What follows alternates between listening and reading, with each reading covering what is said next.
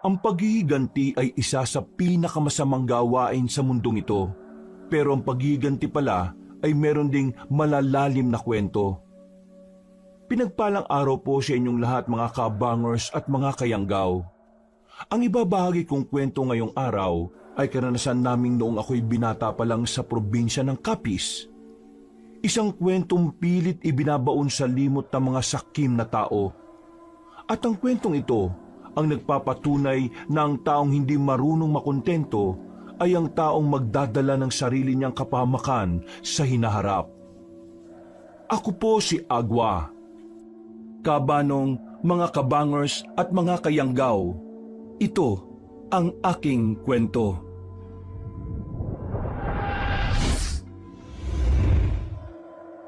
Bago nga pala magsimula ang ating kwento, sana'y mapindot nyo muna ang subscribe button at ang notification bell para lagi kayong nanonotify pag may bago tayong mga kwento.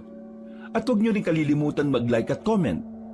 Napakalaking tulong po ito sa ating channel para mas makapagatid pa kami sa inyo ng mga magaganda at mga nakakapangilabot na mga kwento. At ngayon, sa ating pagpapatuloy. Bilisan nyo nga ang pag-aayos dyan! Nabubwisit na ako sa kabagalan niya! Akala nyo ba hindi ko alam na binabagalan nyo talaga para humaba ang araw na nandito kayo sa babuyang ka? Mga hinayubak! Kaya hindi kayo naunlad kasi nandaraya kayo hanggang sa trabaho! Mga inutil! Tingnan nyo yung matandang yon. Galit na naman sa mga trabahador niya. E paano ba naman kasi? Kuripot din naman siyang magpasahod. Kaya ayan, nagtatarantado mga trabahador niya. Kung sana kasi, maayos din siyang makitungo sa mga tao eh. Baka isang araw lang tapos na yung babuyan na pinapagawa niya. Matapobre kasi si Doña Marte. Ang tingin niya sa mga kagaya natin, mga ampaslupa at mabababang uri ng tao. Eh marami talagang mayayaman ng ganyan.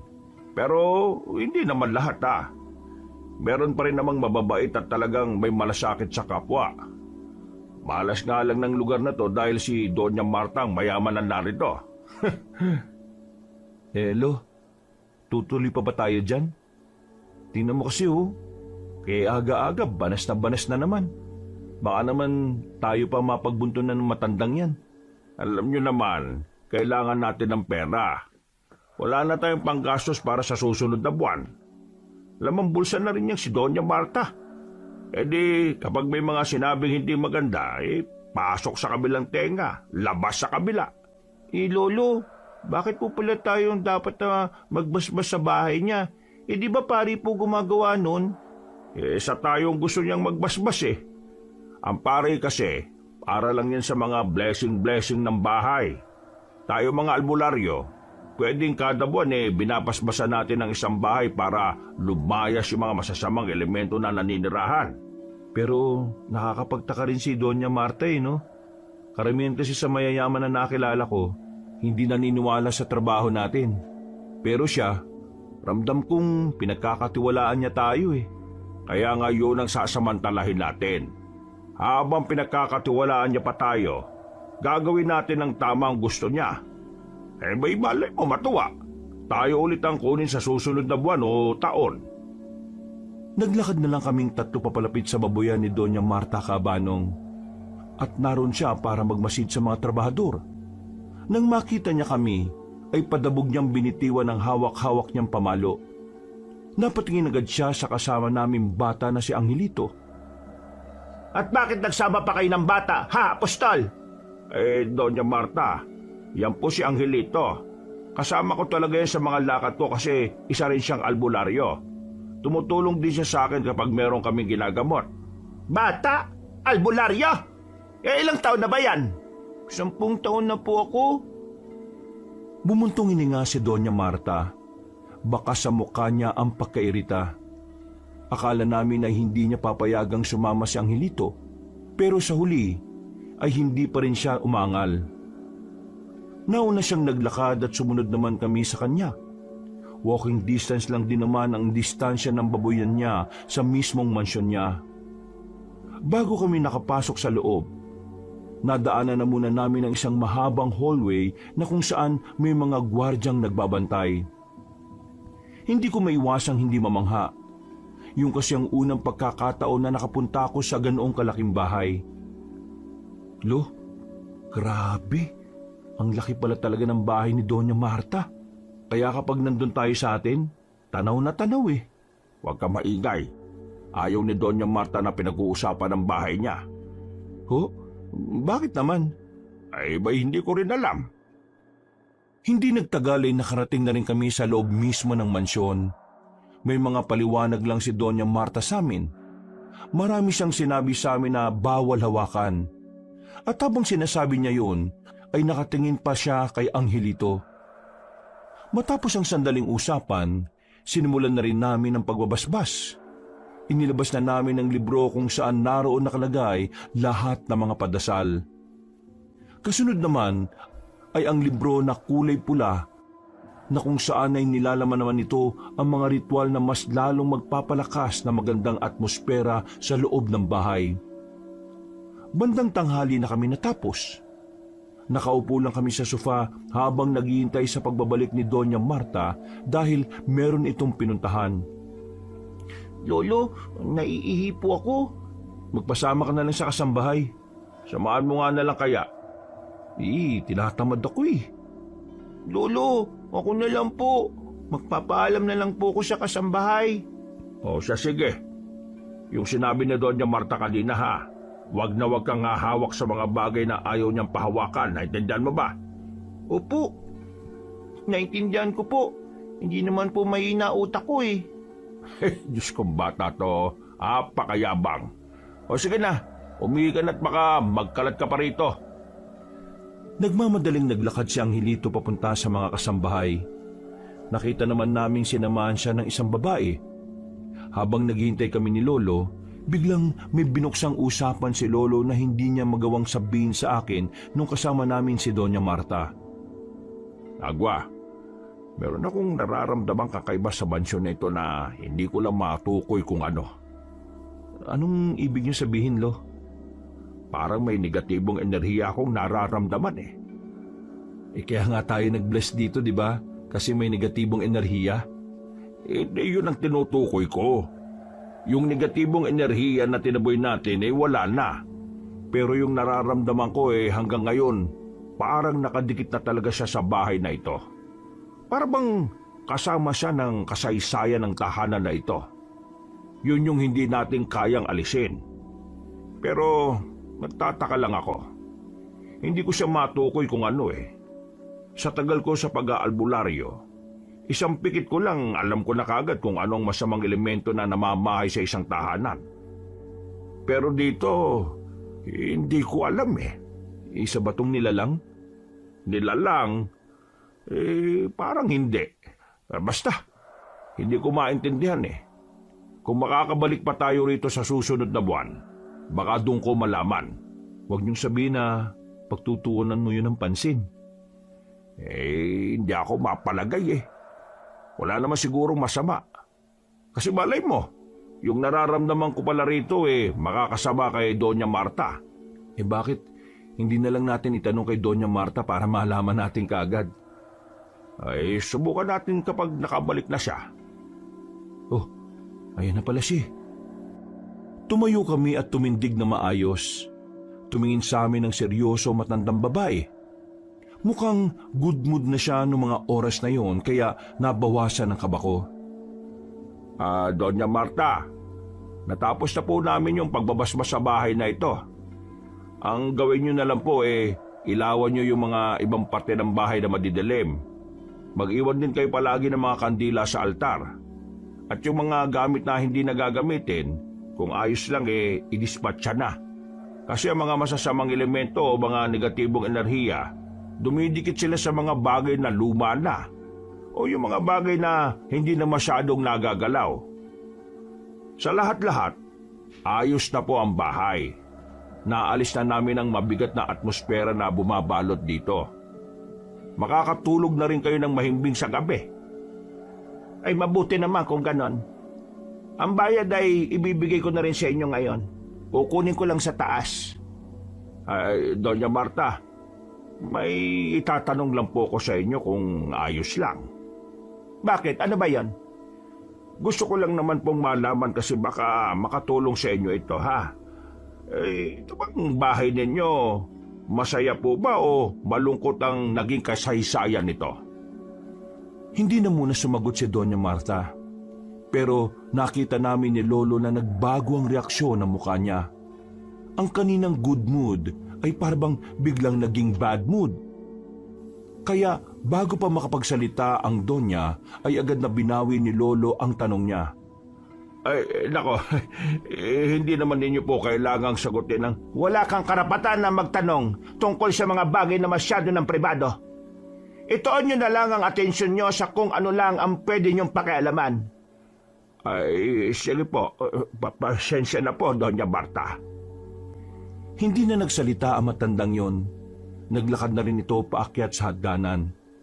Napakamot na lang sa ulo si Lolo at nakatinginan na lang kaming dalawa. Ilang sandali pa'y nakabalik na rin si Doña Marta at inabot na rin sa amin ang sobre. Pero siyang Hilito ay wala pa rin sa tabi namin. Pupuntahan ko na sana siya pero dumating ang kasambahay. Ang sabi nito, nasagi daw ni Angelito ang flower vase na malapit sa banyo. Nang marinig yun ni Doña Marta, ay agad na nandisik ang mga mata nito. Saktong kararating lang ni Angelito. Anong ginawa mong bata ka? Di ba ang biling ko sa inyo ay wala kayong hahawakan na kahit na ano? Alam mo ba kung gaano nakatagal ang vase na yan? Mas matanda at mas mahalaga pa yung kaysa sa'yo. Bakit mo binasag? Hindi ko naman po hinawakan eh. Nadulas po kasi ako sa tapat ng banyo kasi hindi na punasan yung sahig. Napahawak lang naman po ako sa lamesa tapos umaga po yung vase. Kaya huwag ka na magdahilan. Tatanga-tanga ka kasi. Ay, teka lang. Hindi naman po yata tamang ganyan ang sinasabi niyo sa bata, Doña Marta. Pwede niyo naman siyang kausapin ng mahinahon, ah. Kausapin ng mahinahon? Alam mo ba kung gaano kahalaga ang vase na yan?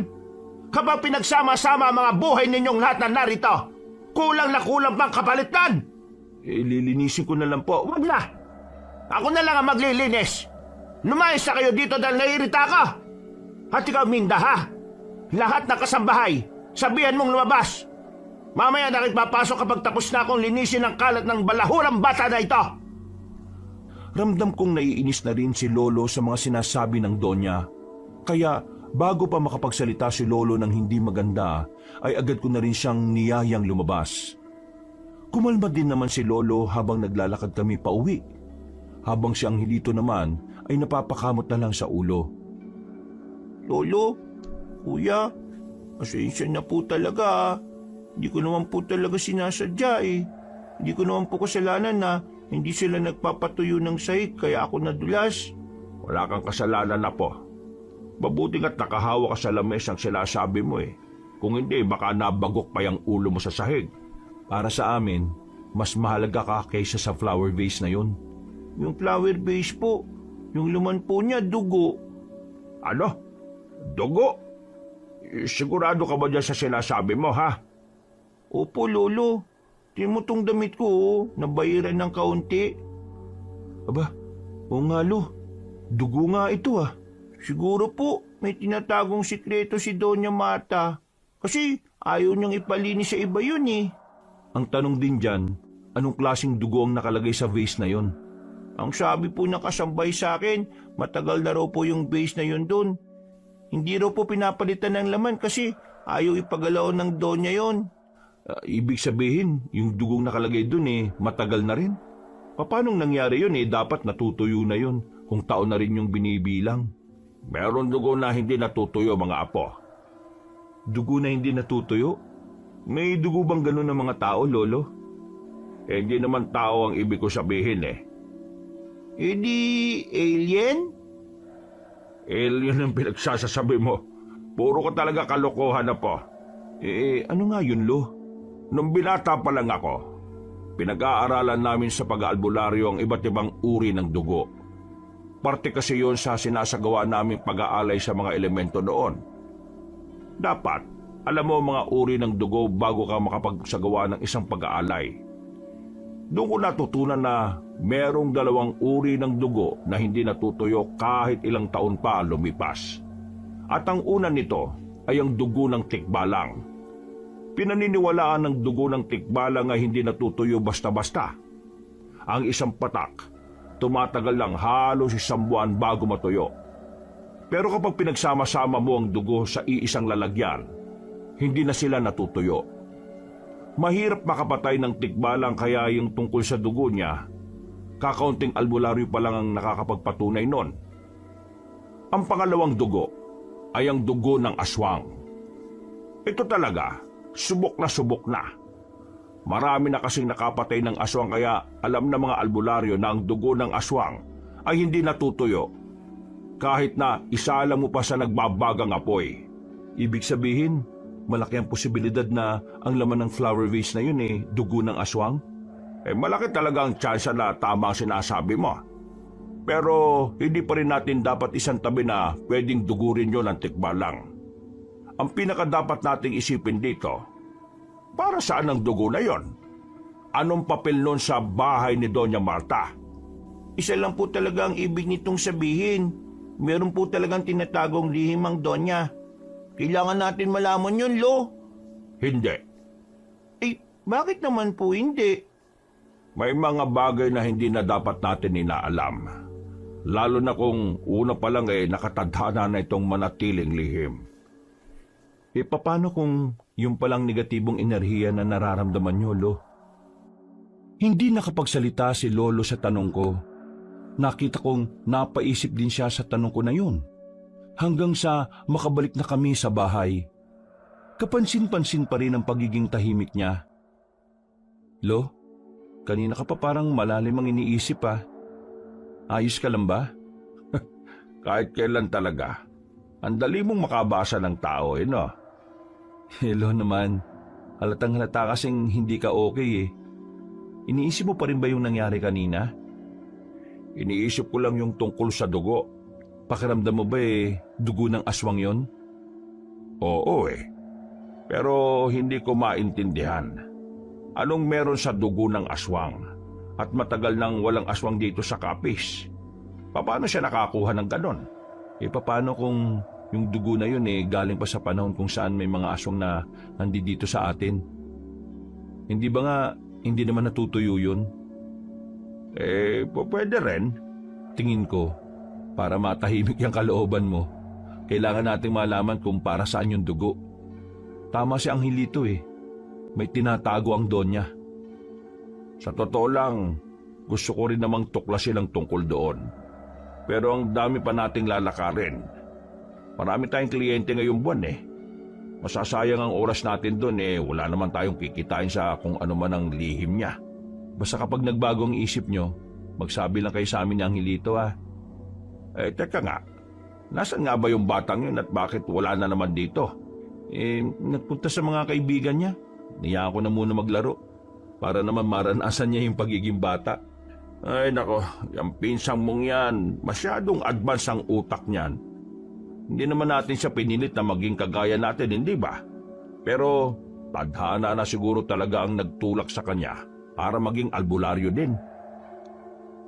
Ano ba yung balita sa mga magulang ni Angelito? Si Raulo tsuhin mo Naalaman kasi niya na tayo nang nag-aalaga kay Angelito. Kaya yun, wala nang balak umuwi ng Pilipinas. Ang mama naman niya, dadalawin si Angelito sa susunod na taon. Pero wala namang paramdam ngayon. Ay nako, ewan ko ba? Naawa nga ako sa batang yun Dapat kasi iba na lang ang naging magulang niya. Ang mahalaga nandito naman tayo para sa kanya. Hindi niya nararamdaman na nag-iisa siya. Ay tama ka naman dyan. Ang mabuti pa po, pagtimpla mo na lang ako ng tsaa. Medyo makati ang lalamunan ko Yung may luya Sige po, Lo. Agad kong inasikaso ang tiyaan ni Lolo sa kusina namin. Maya-maya pa, dumating si Angelito. Akala namin ay meron na namang kaaway. Yung pala, may dala-dala siyang masamang balita. Lolo, kuya, may natagpuan pong bangkay dun sa ilog Pugot po ang ulo niya putik. Totoo ba? Oo, kuya. Kahit sumama ka pa sa akin. Ay, teka. Hintayin niyo ako. Tatlo kaming nagtungo sa ilog na malapit lang din naman sa amin. Pagdating namin, marami ng tao sa tulay. Nakatingin ang lahat sa tubig kung saan naroon ang bangkay. Dahil sa lakas ng ilaw ng mga barangay tanod, nakita namin ang bangkay ng isang lalaki na nakabara sa mga batuhan. Wala ng ulo. Lo, parang ngayon lang nangyari tong ganito sa atin ha. Hindi kaya kagagawa na naman yan ng mga rebelde? Rebelde? Bakit? Paano mong nasabing sila ang may gawa niyan? Eh sila lang naman ang namumugot ng ulo kapag meron silang gustong parusahan eh. Narinig ko po kanina. Tindero lang po ng kakanin yung biktima. Naging palaispan pa rin para sa amin ang nangyari. Nagkaroon naman agad ng mga haka-haka sa aming baryo. Pero karamihan talaga sa mga nagsasabi ay baka rebelde talaga ang pumugot sa ulo ng kawawang biktima. Makalipas pa ang isang linggo, mas lalo kaming naging abala sa mga kliyente namin. Halo-halo ang naging aktibidades namin ni Lolo. Merong mga nagpahilot, nagpatawas at nagpalayas din kami ng mga masamang espiritu sa katawan ng isang babae. Sa dami ng nagawa namin sa mga nagdaang araw, nagkaroon na rin kami ng pondo para sa panggastos namin. Kahit na papaano, hindi na kami nababahala sa mga susunod na buwan. Isang hapon, habang abala akong naglalaga ng halamang gamot na daladala ng lolo namin, biglang may dumating na magandang babae. Akala ko nung una ay nagkakamali lang siya ng bahay na pinuntahan, pero binanggit niya ang pangalan ng lolo namin. Magandang hapon. Narito po ba si mga apostol? Bakit po? Ano pong kailangan niyo sa lolo ko? Kung narito siya, pwede ba makausap ko siya? Angelito, tawagin mo nga si lolo sa loob. Ate, ang ganda niyo naman po. Uy, bilisan mo na. Tinawag naman agad ni Angelito ang lolo namin. Wala pang isang minuto ay lumabas na kagad si lolo at nanlaki pa mga mata nito nang makilala ang nasa labas. Umarko naman ang ngiti ng babae. Oh, senyorita, ano pong ginagawa niyo dito? Napadalaw po kayo. Kilala niyo po pala siya, lo? Apo ni Doña Marta yan. Nung bata pa yan, yung mga magulang niya ako palagi ang tinatawag kapag nakakasakit yan. Kaso nung edad 12 na yata yan umalis na sila rito sa Kapis. Nakakatuwa naman po, naalala niyo pa pala yung mga bagay na yon. Sino bang makakalimot? Ang babait kasi ng mga magulang mo. Ay, siya nga pala. May kailangan ka ba? Yun nga po, kaya po ako naparito dahil may sakit po si Lola. Pag-uwi ko ng mansyon, ang sabi sa akin ng mga kasambahay, 2 araw na raw na hindi magandang pakiramdam niya. Kaya kayo kagad ang naisip ko. Ay, ganun ba? Kaso kasi galing kami nung nakaraan dun Galit sa amin ang lola mo. Ito kasi yung bunso kong apo, nakabasag doon. Hindi naman sinasadya aksidente. Kung ayos lang po kayo na lang po magpunta. Hindi naman siguro magagalit kung alam niyang hindi kasama yung nakabasag. Ay, pwede naman. Wala namang problema. Marami pong salamat Gusto ko lang pong malaman kung anong nangyari kay Lola. Ayaw din naman niya kasing magpadala sa doktor. Wala raw siyang tiwala sa ospital Baka raw lalo po siyang magkasakit. O siya, sige. Mag-aanda lang ako ha. Nagmamadali si lolo na kinuha ang mga gamit niya. Habang ako naman, hindi ko maiwasan na hindi mapatingin sa maganda niyang mukha. Para kasi siyang modelo. Para bang yung mga ganong mukha ay sa panaginip lang makikita. Sa ilang minuto lang na naroon siya sa bakuran namin, napahanga na agad ako sa kagandahan niya. Hindi nagtagal, umalis na rin sila lolo. Naiwan kaming dalawa ni Angelito sa bahay at pinagpatuloy ko na lang ang nilalaga ko. Makalipas ang 1 oras, natapos ko na rin ang aking ginagawa. Niyaya ko lumabas ng bahay sa Angelito para mamili lang ng pangmeryenda namin. Mag-aalas 4 pa lang naman kasi ng hapon noon. Kuya, yung babae kanina, ang ganda-ganda niya, no? Siguro, crush mo siya. Magtigil ka nga. Bata-bata mo pa, crush-crush na kagad ang iniisip mo dyan. Ihalata naman sa'yo kanini. Grabe po kasing pagkakatitig mo. Parang gusto mo siyang tunawin. Oo na. Maganda nga yung babae kanina, di ba? As in maganda talaga. Pero lola niya si Doña Marta eh. Kaya wag na lang. Ano naman kung lola niya si Doña Marta? Si Doña Marta po ba yung diligawan niyo? Aba, nangangatwiran ka pang tukmol ka ha? Hindi naman sa ganun. Ang ibig ko lang naman kasing sabihin, mahirap abutin ng mga babaeng ganun. Kaya kung ikaw pipili ka balang araw ha, yung kalibel mo lang din. Hindi. Narinig ko kasi sa radyo, ang pag-ibig daw ay walang pinipili. Basta kung kanino raw po tumitibok ang puso nyo, yun na raw po yun. Kung ano-ano na naman ang naririnig mo ha. Natatawa na lang ako sa pinagsasasabi ng pinsan kong si Angelito. Pero ang tawa kong yon ay nabura ng may mga makasalubong kaming tsismosa na natataranta. Nang tanungin namin kung ano ang nangyayari, sinabi nila sa amin na meron na naman daw bangkay na natagpuan. Pero sa pagkakataong yon ay hindi na raw sa ilog, kundi sa likod na raw ng lumang simbahan. Nagkatinginan kami ni Angelito. Sa halip na bibili kami ng merienda, mas inuna pa namin puntahan yon. Bigla na lang kasi kaming nilamon ng kuryosidad namin. Paglapit namin, nakipagsiksikan kami sa mga nagkukumpulan. Unang tingin agad namin ay katawang duguan ang bumungad sa amin.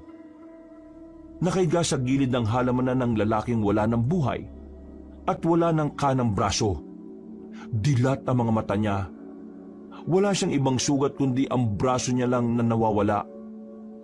Kuya, braso naman ngayon ang nawawala. Yung nakaraan po, ulo. Kinukulekta yata ng may salarin yung parte ng mga katawan po ng tao eh. Uy, huwag kang nga magsalita ng ganyan. Baka may makarinig sa iyo at makapagdulot pa tayo ng maling impormasyon sa kanila ha. Pero wala po ba kayong ideya sa pwedeng gumawa niyan? Blanco pa rin sa akin eh. Pero kung sino man ang gumawa niyan, napakawala niyang puso. Hindi ko na kinayang tingnan ng bangkay kaya hinila ko na si Angelito para umalis. Nawala na rin kami ng ganang kumain nun. Pagdating namin sa bahay, inabutan namin si Lolo na kararating lang din. Kinuwento namin sa kanya agad ang nangyari. Kagaya ng inaasahan ko, ikinagulat na naman niya ang balitang dala-dala namin. Maging siya ay napapaisip na rin kung sino nga ba ang salarin. Una, ulo nawawala. Ngayon, kanang braso naman. Ano kaya naisip ng gumawa nun at bakit gano'n niya pinapatay ang mga biktima? Wala namang makapagsabi lo eh. Kahit yung mga pulis eh, wala rin namang maibigay na matinong impormasyon. Bakit lo? Mukha yatang may iba kayong iniisip ah. Ha? Ay, wala naman. Ayos lang naman ako. Ano nga palang nangyari sa lakad nyo? Ayos na bang pakiramdam ni Doña Marta? Wala namang malalang problema kay Doña Marta. Masyado lang siyang pagod. Pinainom ko na lang naman ng herbal at pinayuhan ko rin na magpahinga. Magiging ayos na rin siya mamaya o bukas. Iyan lang talaga? Bakit parang hindi ka okay? Paano? Naglibot ako sa mansyon, Agwa. Yung vase na nabasag ni Angelito, marami pang ganun sa ibang parte ng bahay. Kung marami pang ganun, ibig sabihin, may kung anong mahalagang papel nga yung mga dugo na nakalagay sa vase na yun. Medyo naghihinala na ako rito kay Doña Marta eh. Bakit? Ano po bang nasa isip niyo, Lo? Pakiramdam ko, meron siyang ginagawa na may kinalaman ng itim na salamangka. Mangkukulam si Doña Marta? Hindi. Wala akong nararamdaman na ganun sa kanya. Basta, palagay ko, may ginagawa siyang ipinagbabawal. Anong balak niyo ngayon? Tingin ko, kailangan talaga nating alamin kung anong tinatago niya. Isang linggo ulit ang nakalipas, Kabanong. Sa mga nagdaang araw, wala kaming ibang ginawa kundi ang magmasid sa mansyon. Nagmatsyag din kami kay Doña Marta, pero kahit na anong gawin namin, wala kaming makuhang impormasyon na magbubunyag kung ano man ang ginagawa niya. Mga bandang 5:00 ng hapon, nakita namin si Doña Marta na lumabas kasama ang apo nitong si Esma. Wala silang ibang kasama. Talagang silang dalawa lang. Naisipan namin ni Lolo na sundan ng dalawa. At sa pagsunod nga namin sa kanila, hindi namin inakala na makakarating kami ng kagubatan. Lo, ano kayang gagawin nilang dalawa sa gubat na to? Medyo malayo na to sa bahay nila. Sinasabi ko na nga, be. Meron talagang tinatago ang donya na yan eh. At alam din pala ng senyorita. Masama talaga ako, ko. Kaya kailangan talaga nating malaman. Sinundan pa namin ang sinundan ng maglola hanggang sa marating na nga namin ang malaking puno. Malapad ang katawan nito at noong mga sandaling yon, nakita namin silang dalawa na pumunta sa likuran ng puno. Nang sundan namin sila roon, nagtaka kami dahil bigla silang nawala. Pagtapak namin, narinig namin ang kakaibang kalabog sa paanan namin. Dito na namin natuklasan ang sikretong daan pababa. Meron silang underground. Nagkatinginan kami ni Lolo. Sabay na tumango bilang pagsang-ayon na pasukin ang lagusan na yon. Pero hindi pa man namin nabubuksan ang pintuan nang biglang makarinig naman kami ng malakas na sigaw. Dinig na dinig namin yon. Kaya nasisiguro namin na hindi yon na nasa malapit lang ang sumisigaw. Parang humingi ng tulong yun . Unahin na muna natin yon. Mababalikan naman natin to.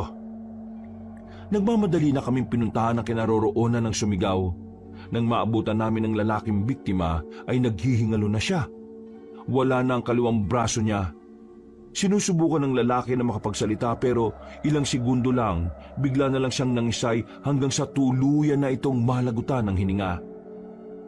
Nandito lang gumawa niyan. Tara, hanapin natin. Sinuyod namin ang kagubatan. Meron kaming nakitang bakas na mga patak ng dugo. Sinubukan naming sundan ang direksyon noon pero natigil ang mga bakas sa kalagitnaan ng sagingan. Pero hindi pa rin kami tumigil. Nagiwalay na kami ng landas ng lolo ko. Pero wala na kaming nakitang salarin. Inabot na nga kami ng dilim sa gubat. Ang bilis na wala ng salarin, Lo. Hindi yata tao yung gumawa nun sa lalaki. Oo, yun rin ang hinala ko, hindi tao. At merong pattern kung paano siya pumatay. Anong ibig niyo sabihin, Lo? May ideya ka na ba? Isang tao lang makakakumpirma ng mga naisip ko. Si Dodong. Nilisan namin ang kagubatan. Hindi na namin nabalikan pa ang bangkay. Hinayaan na lang namin na iba ang makatuklas kaysa kami pa ang mapagbintangan. Yung lagusan naman na pinasukan ng maglola, isinantabi na lang muna namin. Mas inuna namin puntahan ang kakilala ni Lolo na binatang albularyo. 10:00 na ng gabi nang makarating kami sa kabilang baryo. Sa bakuran pa lang ay nakita na kami ng lalaking yun. Hindi ko siya kilala. Ni minsan ay hindi nagtagpo ang landas namin.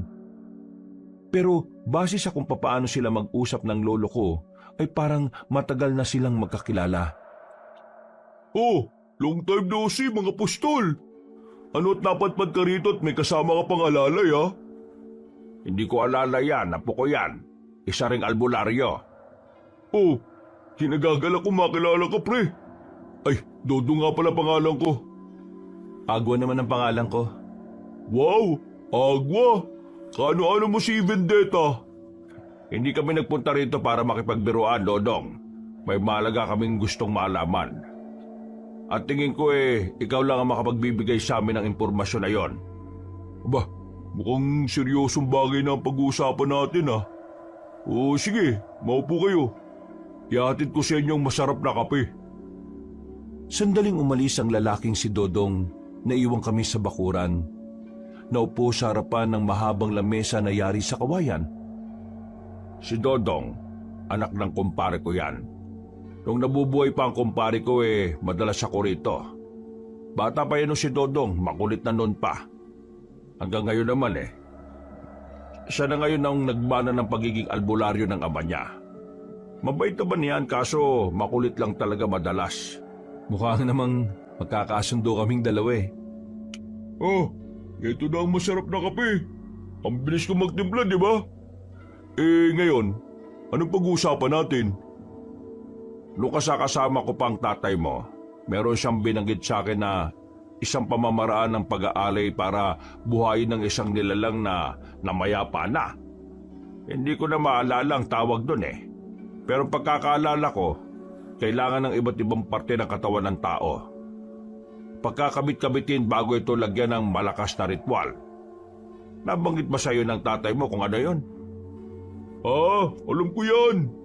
Dugtong buhay ang tawag dyan nila tatay. Dugtong buhay? Oo nga, tama. Naalala ko na. Bakit bigla ka nagkaroon ng interes sa dugtong buhay? Alam mo naman siguro na mga gumagawa lang nun kampo ng kadiliman. Sinong bubuhayin nyo? Si Raulo, hindi kami. Merong iba na gustong gawin ng dugtong buhay. Nitong mga nakarang araw sa amin, may sunod-sunod na pagpatay na nangyayari. Yung una, may pinugutan ng ulo. Pangalawa, kanang braso naman ang nawawala. At sa pangatlong biktima, yung kaliwang braso naman ang kinuha. Wala kaming mahanap na salarin. May ideya na ako kung anong ginagawa nun. Pero gusto kong marinig mula sa'yo para makumpirma. Aswang. Aswang ang gumagawa niyan. Ang aswang din naman ang nagpauso niyan ayon kay tatay. Ginagawa yan ng mga aswang kapag meron silang gustong buhayin na malakas na aswang. Marami silang gumagawa niyan, isang grupo. O baka nga higit pa Ibang grupo ng mga pumapatay para kumulekta ng parte ng katawan. Iba rin naman ang nagre-ritual. Lahat ng bibiktimahin nila ay yung mga taong may masamang pag-uugali. Basta lahat ng taong marami ng ginagawang kasamaan o kaya naman yung mga taong pasuko na sa buhay. Ang negatibong enerhiya kasi na daladala ng taong yun ang mas lalo magpapalakas sa ritual. Sa oras na makumpleto na nila ang parte ng mga katawan, sisimulan na nila ang ritual. Madali na lang ang ritual lalo na kapag yung mga magsasagawa talagang mga biyasang aswang din. Kung iniisip nyo na aswang ang pumapatay sa mga biktima, hindi kayo nagkakamali. Wala namang ibang nilalang ang magsasagawa ng dugtong buhay Mga aswang lang. Ibig sabihin, meron pa pala talagang aswang dito sa Capiz? Nakakagulat din kaya yan para sa akin. Kasi matagal nang alam ng lahat na wala na sila. Ibig sabihin lang nito, napakagaling nilang itago ang sarili nila. Naku, seryosong problema pala to. May nasabi ba si kumpare kung paano ko kontrahin ang ritual? Wala Ang sinabi lang niya, para mapigilan ng dugtong buhay, kailangan yung pigilan yung mga aswang na nangungulekta ng parte-parte ng katawan ng tao. 1 linggo ang pagitan ng pangungulekta nila. Kung mapipigilan yung susunod at wala sila mabibiktima, masisira ang pattern nila. Babalik sila sa umpisa. 6 na linggo kasi ang kailangan nila Kung nakakatatlo na sila, nakakatatlong linggo na rin ang nakakalipas. May 3 linggo pang natitira. Ang natitira nilang kukunin sa katawan ng tao binti na kaliwa at kanan. At ang huli, yung pinakakatawan. Mas pinakamahalagang mapigilan nyo yung pinakahuli dahil yun ang sentro. Sigurado ka bang huli nilang kukunin yung pinakakatawan ng tao? Paano kapag bigla silang nag-iba ng pattern? Sabi ni Papa, hindi sila nagbabago ng pattern Ilang beses na ginawa na ng mga aswang to nung panahon pa ng Kastila. Palaging pinakakatawan ng tao nahuhuli. Kailangan kong pagandaan ng mga aswang na ito. Ang tanong dyan, kakayanin niyo bang kayo lang? Nasabi ko naman kanina, di ba? Maraming aswang nagtutulong-tulong para isagawa ang dugtong buhay. At karamihan sa mga yon, matatanda na. At ang matatandang aswang ang pinakamahirap kalabanin. Kaya nga kailangan namin ng tulong ng ibang albularyo. Kasama ka na ron. Meron akong alam na mutya na malakas na panlaban sa mga aswang. Mutya? Yung nagtataglay ng kakaibang kapangyarihan? Mismo! Saan naman namin makikita ang mutya na yan? Hawak ko yung isa kong kakilala na albularyo din. Pero sa hindi maipaliwanag na dahilan, hindi niya yun magamit Susubukan natin na baka kayo ang pwede makagamit nun. Kaya bukas ng umaga, puntahan ka agad natin. Sigurado ka bang matutulungan tayo ng mutya na sinasabi mo? Alam mo naman siguro nung nakaraang taon, maraming mutya ang naglabasan na hindi naman pala gumagana. Gumagana ang mutya na sinasabi ko. Kaso, minsan na rin nabanggit sa akin ng tatay ko yun. Ang mutya na galing mismo sa katawan ng sinaunang albularyo. Kahit matagal na si Lolo sa pagiging albularyo, hindi niya alam ang tungkol sa mutya na sinasabi ni Dodong. Ganun pa man, pinagkatiwalaan namin siya sa sinabi niya. Matapos namin makuha ang impormasyon na kailangan namin, ay umalis na rin kami. Umuwi na lang muna kami sa bahay. Inabutan naming natutulog na si Angelito. Sandali pa kaming tumambay ni Lolo sa bakuran. Napapaisip kung ano ang gagawin. Kahit hindi pa naman kami direktang naapektuhan ng ginagawa ng mga aswang, ramdam naming obligasyon namin na protektahan ang mga nasa baryo. Kinabukasan ng umaga, isinama na namin si Angelito sa lakad namin dahil walang magbabantay sa kanya. Pinuntahan namin si Dodong at pagkatapos ay sabay-sabay kaming lumarga gamit ang kanyang tricycle.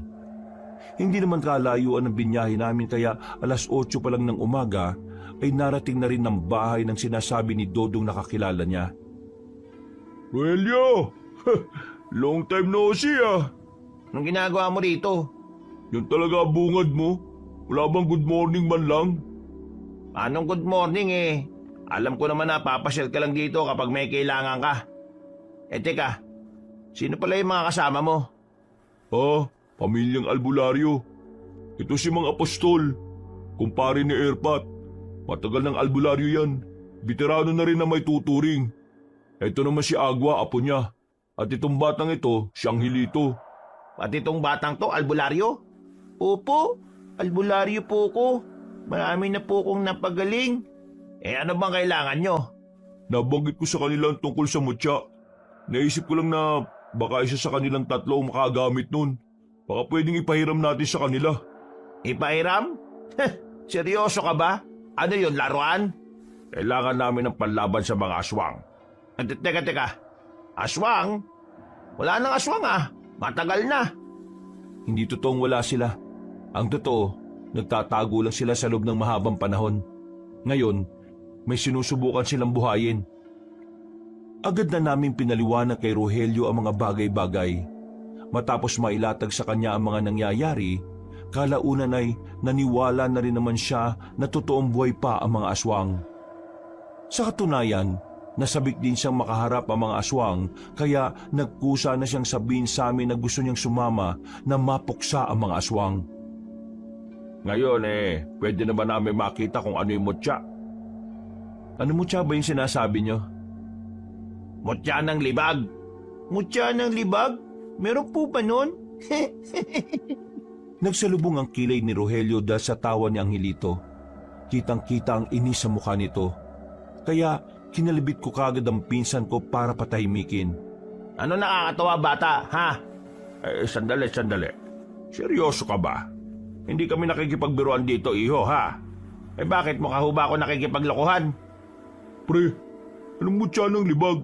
Akala ko ba mutya ng kuko? At saan mo naman nadampot yung mutya ng kuko? Wala akong sinabing ganun, ha? O sige, ganito.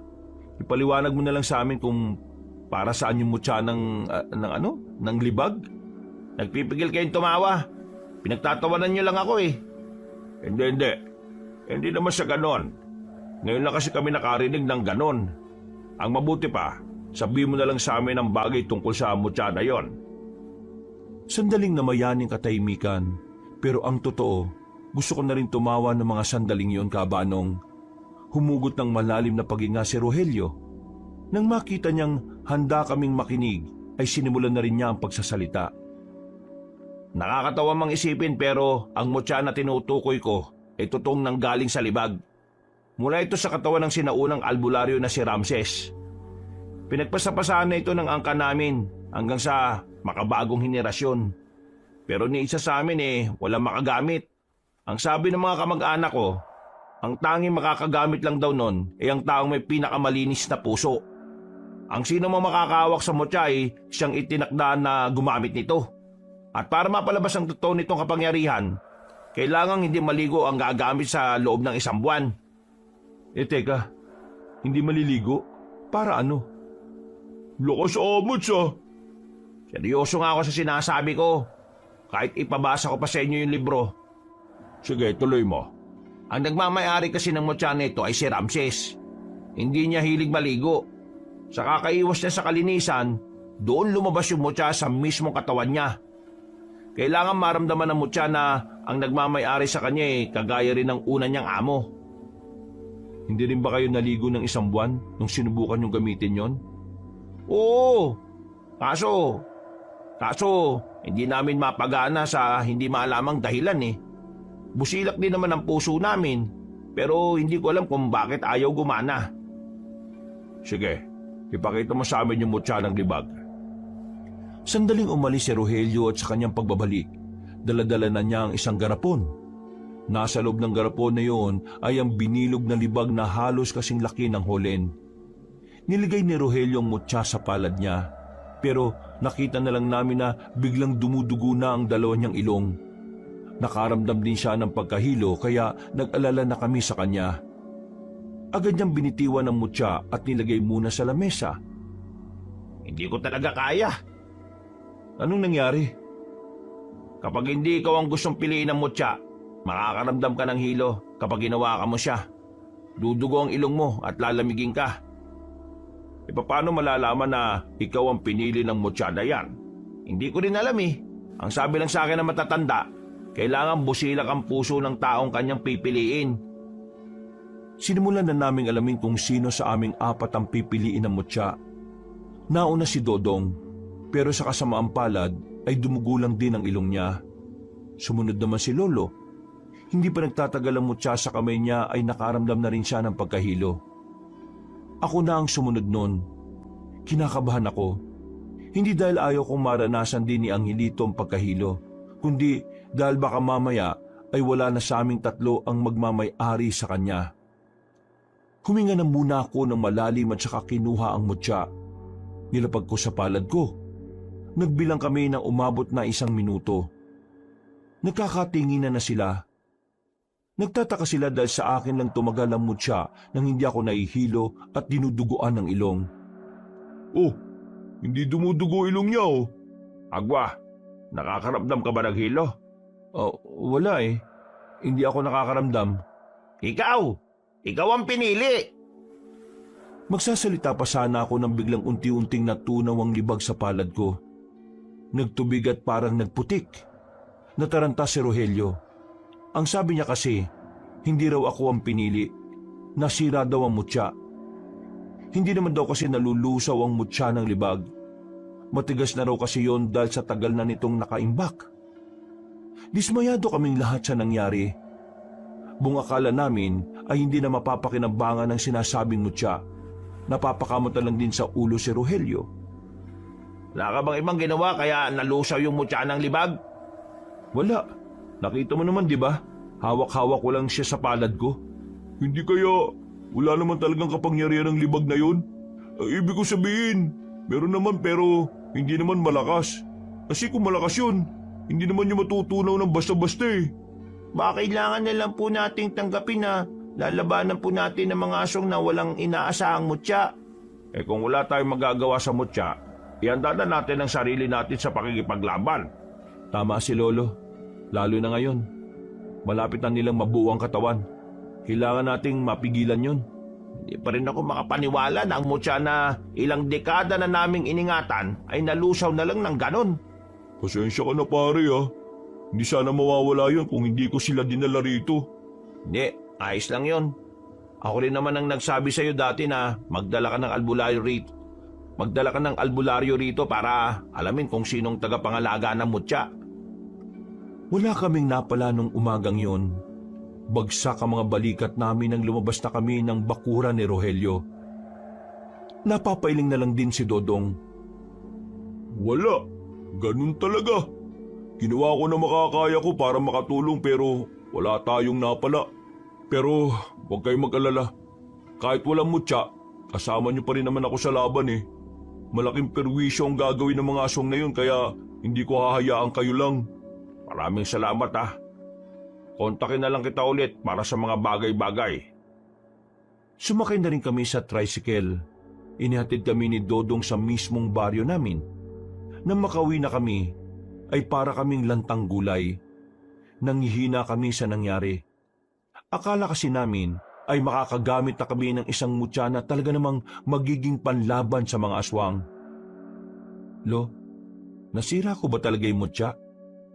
Hindi natin alam. Pero kung sakali mang ikaw ang dahilan kung bakit yun nasira, wala ka namang kasalanan doon. Sumusubok lang naman tayo eh. Ay, siya nga pala, Lo. Kailangan natin puntahan yung lagusan na pinasukan nila Doña Marta. Bukas. Subukan natin balikan bukas. Hindi ako makatulog ng mga sandaling yon, Kabanong. Kaya ang ginawa ko, ininom ko ang natitirang alak ni Lolo. Kinabukasan, tanghali na akong nagising. Nagluluto na si Lolo sa bakuran, habang si Angelito naman ay naghuhugas na ng mga pinggan. Paglabas ko, saktong dumating si Esma, ang apo ni Doña Marta. Ay, Senyorita Esma, napadalaw ka ulit. Bakit? May sakit na naman ba ang Donya? Wala namang problema. Nandito lang ako para ihatid itong pasasalamat niya sa inyo, mga prutas. Ay nako, nag-abala pa kayo. Pero maraming salamat ha. Malaking tulong to para sa mga kagaya kong tumatanda na. Sige po, aalis na po ako. Ay maupo ka muna at magpahinga. Kabilang baryo pa ang bahay ninyo kaya alam kong napagod ka sa paglalakad. Hindi na po. Meron pa po kasi akong pupuntahan bukas eh. Hindi na kinulit pa ni Lolo si Esma, pero malakas ang kutob namin ang tinutukoy nitong pupuntahan ay walang iba kundi ang underground sa kagubatan. Nagkatinginan kami ni Lolo. Nagkakaintindihan agad kami kahit sinyasan lang. Mabilis na lumipas sa mga oras. Sumapit na rin ang kinagabihan. Iniwan na muna namin si Angelito sa kapitbahay namin, habang kami naman ay tinungo ang kagubatan para balikan ang nakita naming lagusan. Lo, tama pa ba itong dinaraanan natin? Bakit parang mas malayo ito kaysa nung una? Mukha lang malayo kasi wala tayong sinusundan. Pareho lang yan. Bilisan mo na lang ang lakad mo para makarating tayo kaagad. Kailangang wala sila ron kapag nakarating na tayo. Malalaking hakbang na ang ginawa namin ni Lolo para marating ang patutunguhan namin. Hindi nagtagal, natanaw na rin namin ang malapad at malaking puno. Wala kaming sinayang na oras. Dali-dali kaming lumapit. Pagangat namin ng pinto, nakabukas yun. Kaya ang nasa utak namin ay baka nasa ibaba pa ang maglola. Kaya ang ginawa namin ay nagtago na muna kami sa gilid. Hindi na muna kami pumasok. Naghintay kami ng halos kalahating oras. Maya-maya lang, nakita na naming lumalabas na ng lagusan na yon ang maglola, dala ang malaking lampara na nagsisilbing ilaw nila. Hinintay na muna namin sila makaalis. Nang masiguro naming wala na sila, mabilis naming nilapitan ang lagusan. Ang kaso nga lang, nakakandado na yon kaya hindi rin kami nakapasok sa baba. Lo, nakakandado? Ano, wasakin na lang natin? Wag. Kapag winasak natin, malalaman nilang may pumasok. Baka hindi na tayo makabalik ulit. E anong gagawin natin ngayon? Naghintay-hintay pa naman tayo. Dapat pala kanina pumasok na tayo eh. Siguro ang kailangan natin gawin, kausapin natin si Esma. Sa kanya natin mismo malalaman ang mga sagot sa mga tanong natin. Kayong dalawa! Nagulat kami nang marinig namin ang tinig ni Doña Marta. Nasa likuran na namin sila. Hindi pa pala sila nakakaalis. Pinatay lang pala nila ang lampara kaya hindi na namin sila nakita. Nang buksan ulit ni Esma ang lampara, nakita naming masama ng tingin sa amin ng Donya. Tama nga ang hinala ko. Kayo yung sumusunod sa amin nung nakaraang gabi. Ano kailangan nyo? Bakit kayo nandito? Kayo ang dapat naming tanungin ng ganyan. Bakit kayo narito at anong ginagawa nyo sa ilalim ng lagusan na yan? Wala ka nang pakialam doon. Sagutin mo ang tanong ko. May kinalaman ba ito sa mga aswang? Nanlaki ang mga mata ni Doña Marta nang marinig ang sinabi ni Lolo. Hindi yata nito inaasahan na may ideya na rin kami sa tinatago nila. Biglang hindi na makatingin si Doña Marta. Balak pa nilang ibahin ang usapan pero hindi to tinantanan ng lolo ko. Yung mga dugo sa mga flower base sa bahay ninyo, alam kong dugo yun ng mga aswang. Dalang dugo ng mga aswang ay hindi natutuyo. Ngayon, paano nyo itatanggi na wala itong kinalaman sa mga aswang? Hindi ko alam ang mga pinagsasasabi mo. Kung ayaw mong ipakulong ko kayo, ay lubayan nyo na kami. Kung ano man ang ginagawa namin, wala na kayong pakialam. Nandito pa ang mga aswang, Doña Marta. Hindi sila namatay kahit kailanman. Sa katunayan, nagsasagawa na sila ng hakbang para buhayin ng isang malakas na aswang. Imposible ang sinasabi ninyo. Hindi sila makakagawa ng kahit na anong hakbang. Di namin mo na rin ng totoong may kinalaman itong ginagawa niyo sa mga aswang. Natamimi si Doña Marta. Wala na siyang lusot ng mga sandaling yon. Napabuntong hininga na lang siya. Sinimantala na namin ang pagkakataon para makakuha ng impormasyon sa kanila. Kutob kasi namin na ang malalaman namin mula sa kanila ay makakatulong sa mga ginagawa namin. Mukhang kailangan na rin nilang malaman. Hindi na tayo makakalusot. Pinubukas ulit ni Doña Marta ang lagusan. Isinama niya kaming bumaba roon para pag-usapan kung ano man ang nalalaman nila. Nang nasa loob na kami, isa-isa nilang sinindihan ng mga malalaking sulo. Nakakamangha dahil yun ang unang beses na nakapasok ako sa isang underground. Para siyang kuweba sa ilalim na may malawak din na espasyo. Para saan ka namin ay sagradong lugar na ito? Kung ano man ang malalaman nyo ngayon, makakaasa ba kung hindi ito makakarating sa iba? Iingatan namin ang sikreto niyo kung yun ang gusto mo, Doña Marta. Mabuti nang nakakaintindihan tayo. Ano bang eksaktong ginagawa ng mga nagpupunta rito? Noong araw, halos lahat ng babae sa angkan namin ay miyembro ng samahan ng mga babaylan. Sa mismong lugar na ito sinasagawa ang pagriritual para sa iba't ibang layunin. Kagaya na lang ng pakikipag-usap sa mga nilalang sa kabilang mundo. Sa pagpapalakas din ng espiritual na aspeto ng mga tao sa partikular na layon. Malaki ang naging papel ng mga babaylan noong araw, lalo na sa kalikasan. Nagsasagawa rin kasi sila ng himala para madiligan ng mga bundok na natutuyot dahil sa panahon ng tag-init. Pero isang pagkakamali ang ginawa ng mga babaylan na naging mitya ng kanilang mga buhay. Biglang nakaramdam kami ng awa base sa ekspresyon ng mukha ni Doña Marta. Hindi ko inakala na darating ang oras na makikita ko siya sa ganoong postura. Wala akong maramdamang pagiging matapobre niya noong mga oras na yon. Isang veteranong babaylan ang dumating sa Capiz. Nagbigay ito ng babala sa lahat. Isang malakas na dilubyo raw ang darating sa probinsya. Kung hindi ito mapipigilan, maraming buhay ang mawawala. Noong mga panahon na yon, naniwala ang buong angkan namin sa sinabi na matanda. Natataranta sila. Kaya naman, ang mismong lola ko na ang nakaisip ng paraan. Kailangan nilang makausap ang espiritu ng kagubatan. Yon ay para protektahan ng mga baryo na pinaliligiran nito laban sa paparating na dilubyo. Nakaligtas ba sila sa dilubyo? Hindi. Marami ang namatay sa kanila. Kasama na roon ang lola ko pati na rin ang mga kamag-anak ko. Bakit? Hindi ba nila nakausap ang espiritu ng kagubatan? Hindi sila nagtagumpay na makausap yan. Ano naman ang koneksyon sa mga aswang doon? Ang dahilan kung bakit galit na galit ang mga aswang sa mga babaylan. Dahil sa karumal-dumal na ginawa ng mga babaylan noon. Para kasi makausap ang espiritu ng kagubatan, kailangan mag-alay ng dugo ng mga masasamang nilalang. At ang unang naisip ng mga babaylan, mga aswang. Pinakuha nila ang mga aswang at wala silang pinipili. Bata man o matanda.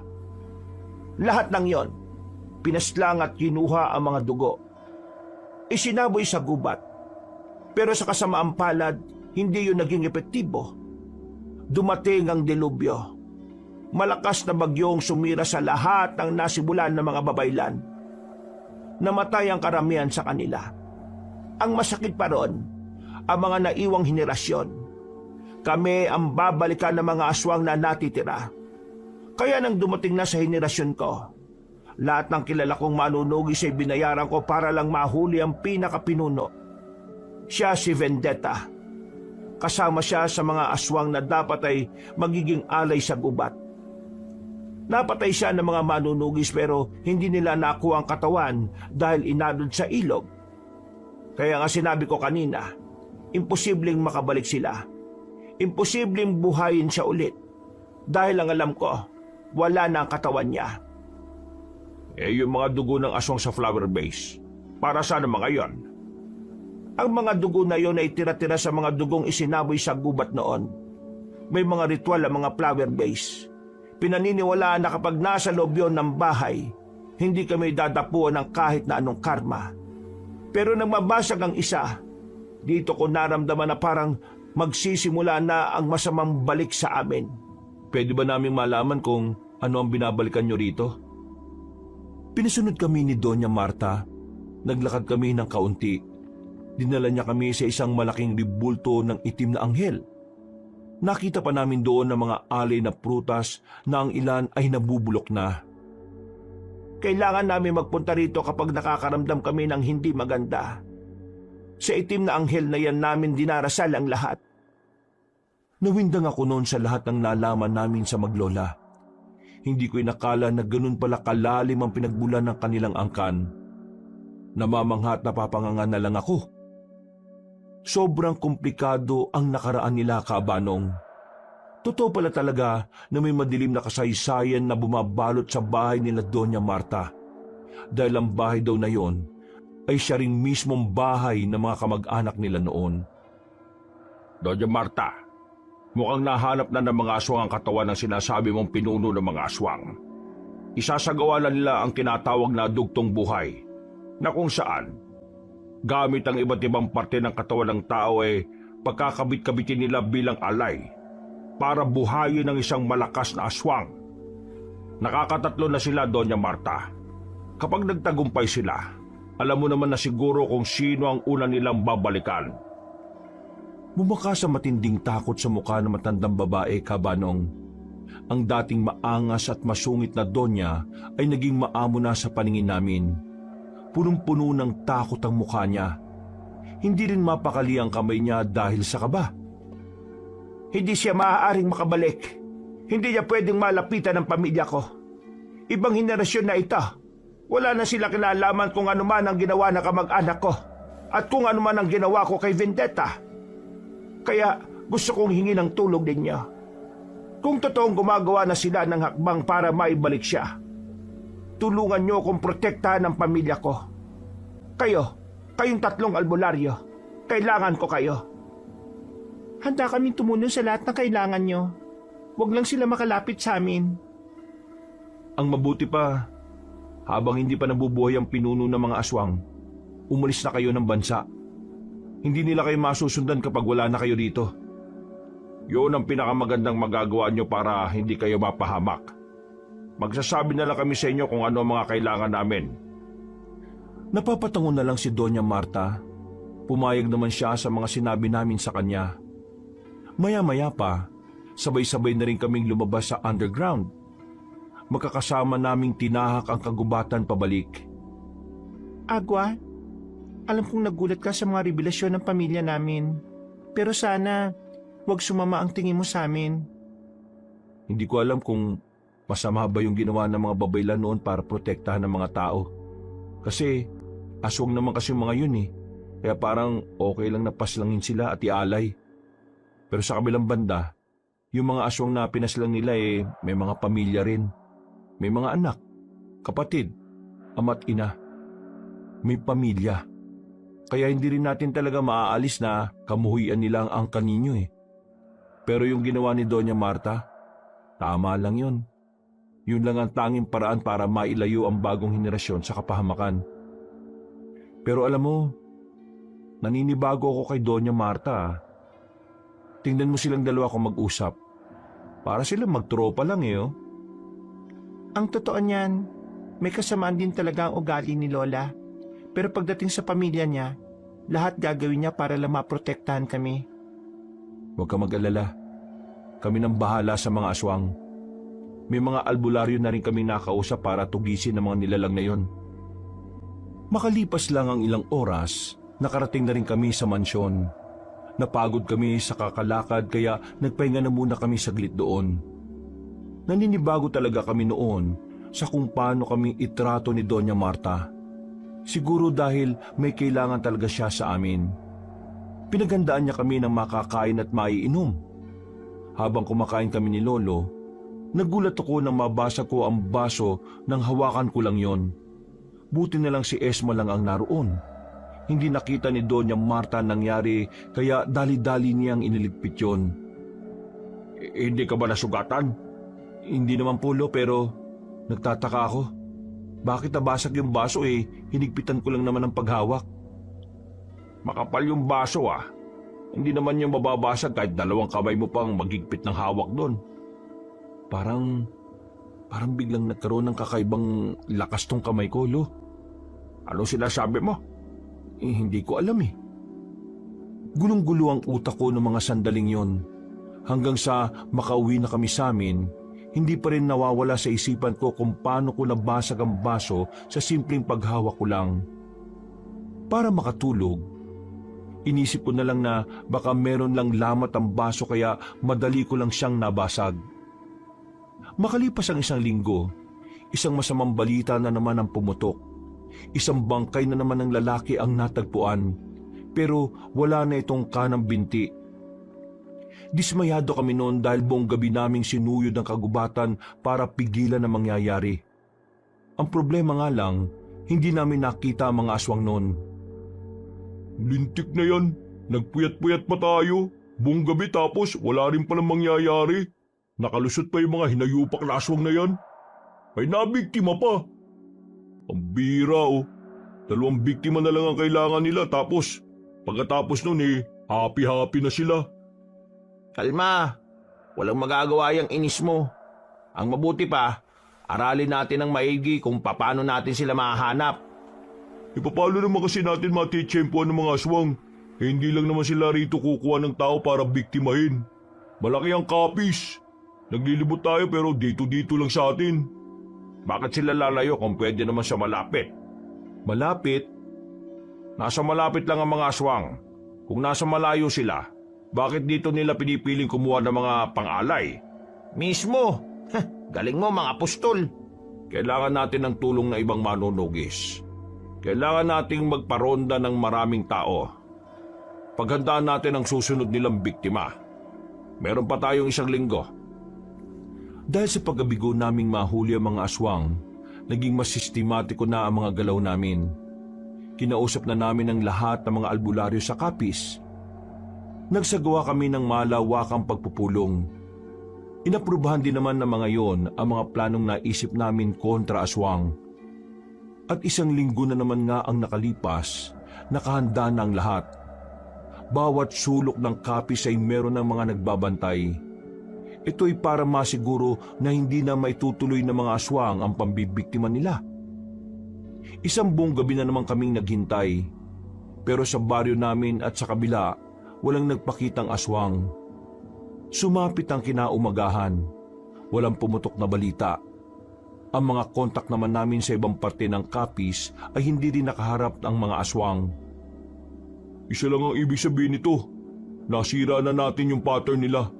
Hindi sila nakahanap ng bagong alay para maituloy ang binabalak nila. Ibig ba nitong sabihin, nagtagumpay tayong pigilan sila? Hindi pwede matigil ang pangunguha nila ng isang parte ng katawan ng tao Kapag natigil yon, babalik sila sa umpisa. Kung wala silang nakuha kagabi, ibig sabihin, sila ang hindi nagtagumpay. Naging epektibo yung mga plano natin. Natuwag silang lumabas. Nagdiriwang na ang ibang albularyo ng mga oras na yon, Kabanong. Pero si Lolo, nananahimik lang sa gilid. Malalim na naman ang iniisip niya. Hindi man lang humingiti. Parang ang laki-laki ng problema. Kaya habang nakakasiyahan na ang mga albularyo sa kuta, nilapitan ko sa isang tabi ang lolo ko. Lo, kanina pa kita napapansin na ganyan Masama ang kutob ko rito, Apo. Iniisip mo ba na alam ng mga aswang ang mga binabalak natin kaya hindi sila nagparamdam? Oo. Eksakto. Pareho tayo nang naiisip. Paano kung hindi sa wala silang pakialam kung masira ang pattern na sinasabi ni Dodong? Paano kung hindi naman pala yun ang sinusunod nila? Anong plano natin ngayon? Sa ngayon, wala tayong ibang magagawa kundi ang maghintay. Lumipas na naman ang 1 linggo Pero wala pa rin talagang aswang na nagparamdam sa baryo namin. Kahit sa ibang parte ng Capiz. Wala kami natanggap na ulat tungkol sa mga nilalang na yon. Gusto ko na sanang mapanatag pero sa tuwing makikita ko si Lolo na hindi mapakali, kinakabahan din ako. Ako na magsisibak na ng hilito. Sinabi naman kasing hindi mo yung gawain eh, pinakikialaman mo pa. Kuya Agwa, meron po akong tanong. Oh, ano itatanong mo? Yung mga aswang po ba, dito lang po ba sa Capiz pwedeng pumunta? Hindi po sila lumalabas sa Capiz? Eh, siyempre pwede. Bakit mo naman naitanong? Wala lang. Naitanong ko lang po. Baka po kasi nag-aasik din sila ng lagim sa ibang probinsya. Tama. Tama po ano? Naintindihan ko na kung bakit hindi nagpaparamdam ang mga aswang sa Capiz. Yung 2 kulang na biktima, sa ibang probinsya nila kinuha. Naku, oo nga kuya. Nautakan tayo. Dahil napagtanto ko yon, agad ako nagpatawag ng pagpupulong sa mga albularyo. Marami-rami naman ang nagpunta, kaya hindi na ako nagsayang ng oras para sabihin sa kanila ang naisip ko. Sang-ayon naman sa akin si Lolo, pero merong iba na hindi namin kilala ang hindi kumbinsido. Sinasabi mo na sa ibang probinsya nila kinuha yung huling 2 na kukumpleto sa alay? Paano naman tayo makakasiguro na tama nga yung iniisip mo? Eh sa pagkakaalam ko, ang mga aswang ay narito lang sa Capiz. At dahil ito ang lupang sinilangan nila, taga dito rin ang mga dapat nilang iaalay. Bakit? May nakakaalam ba kung taga saan talaga siya? Wala, di ba? Eh paano kung hindi naman talaga taga-Capiz ang mga aswang na yun? Paano kung hindi naman talaga problema kung nasaan sila kukuha ng alay? Eh di tama ako. Tingnan din natin ang sinasabi ni Agwa. Hindi ito imposible. Kilala naman natin ang mga aswang. Hindi sila basta-basta na lang mananahimik lalo na kung nasa kalagitnaan na sila ng mga plano nila. Ang pananahimik nila ay hindi dapat binabaliwala. Kung sakali mo sa ibang lugar nila kinuha yung natitirang alay, sa mga sandaling ito, sinisimulan na nilang buhayin si Vendetta. Kilala mo pinuno nila? Alam ko lang ang pangalan. Ilang beses ko siyang nabasa sa libro ng tatay ko eh. Kailangan na nating kumilos. Anong plano? Kailangan nating hanapin ang lungga nila. Hindi natin pwedeng sayangin ang mga oras na meron tayo. Eh teka, sandali. Bakit? May naisip ka bang paraan? Di ba nabanggit niyo yung tungkol sa Donya? Total, siya naman ang gagantihan ng mga aswang. Bakit hindi natin siya gamitin para palabasin ang mga yon? Para nasisira na ba ulo mo? Ilalagay mo pa sa panganib yung buhay na matanda? Eh siya naman ang punot dulo ng lahat ng to, di ba? Hindi mo naintindihan eh. Mangyayari lang ang pagganti nila kapag buhay na ang pinuno nila. Eh di sinasabi mo ngayon na hintayin nating mabuhay si Vendetta at hintayin ding puntahan si Doña Marta saka tayo gagawa ng paraan? Aroy! Barado! Mag-isip ka nga. Hindi dapat ganyan mag-isip ang isang albularyo na matagal na sa serbisyo. Iniinsulto mo ba ako? Oo, tama na yan. Wala naman tayo mapapala kung mag-aaway-aaway pa kayo eh. Ang maganda na lang nating gawin, ipagandaan ang pagpapakita ng mga aswang. Dahil kung totoong nabuhay na nila si Vendetta, hindi malabong simulan na rin nila ang kasamaan nila. Bukod sa angkan ng Donya, alam niyo naman kung sino ang pinakauna nilang prioridad, di ba? Tayo mga albularyo yun. Papatayin din nila tayo dahil alam nilang malaking banta ang mga kagaya natin sa mga binabalak nila. May punto si Dodong. Sa halip na nagtatalo tayo rito, bakit hindi na lang natin pagandaan ang lahat ng mga pwedeng mangyari? Naging kalmado naman ako nung mga sandaling yon, Kabanong. Hindi pa rin maalis-alis sa akin na mainis sa inasal ni Rogelio. Nagkaroon naman ng mga bagong plano sa pagpupulong namin. Yun nga lang, hindi yun naging solido dahil karamihan talaga ay kumukontra. Umuwi akong banas na banas. Sinipa ko pa nga yung balde na nakaharang sa daraanan ko. Kahit nasipain mo lahat ng balde rito, isama mo pa yung balde ng kapitbahay natin, walang magbabago. Kung ayaw nila makisa sa atin di tayo ang kikilo sa sarili natin. Hindi ko kasi sila maintindihan, Lo eh. Bakit ba ayaw nila tayong pakinggan? Bakit ayaw nilang tingnan yung anggulo na baka sa mga sandaling ito buhay na ang pinuno ng mga aswang? Nasa mga sandaling ito, ay naghahanda na rin silang ubusin ng mga albularyo at isusunod nila ang angkan ni Doña Marta. Ganyan talaga ang buhay, Apo. Hindi sa lahat ng oras ay maiintindihan tayo ng ibang tao. Ang mahalaga, nasabi na natin ang dapat nating sabihin. Wala na tayong kasalanan kung sakaling may mangyaring masama sa kanila. Hindi sila nakinig eh. Tama si Lolo. Kung ayaw, ayaw. Ituon po natin ang atensyon natin sa mga taong naniniwala na lang sa atin. Isang malalim na buntong hininga na lang ang nagawa ko noon, Kaabanong. Umupo ako sa harapan ng pintuan namin at saka napasandal. Si Doña Marta at Esma, nakaalis na ba sila sa kapis? Sinabi sa akin ni Esma na kaninang umaga ang alis nila.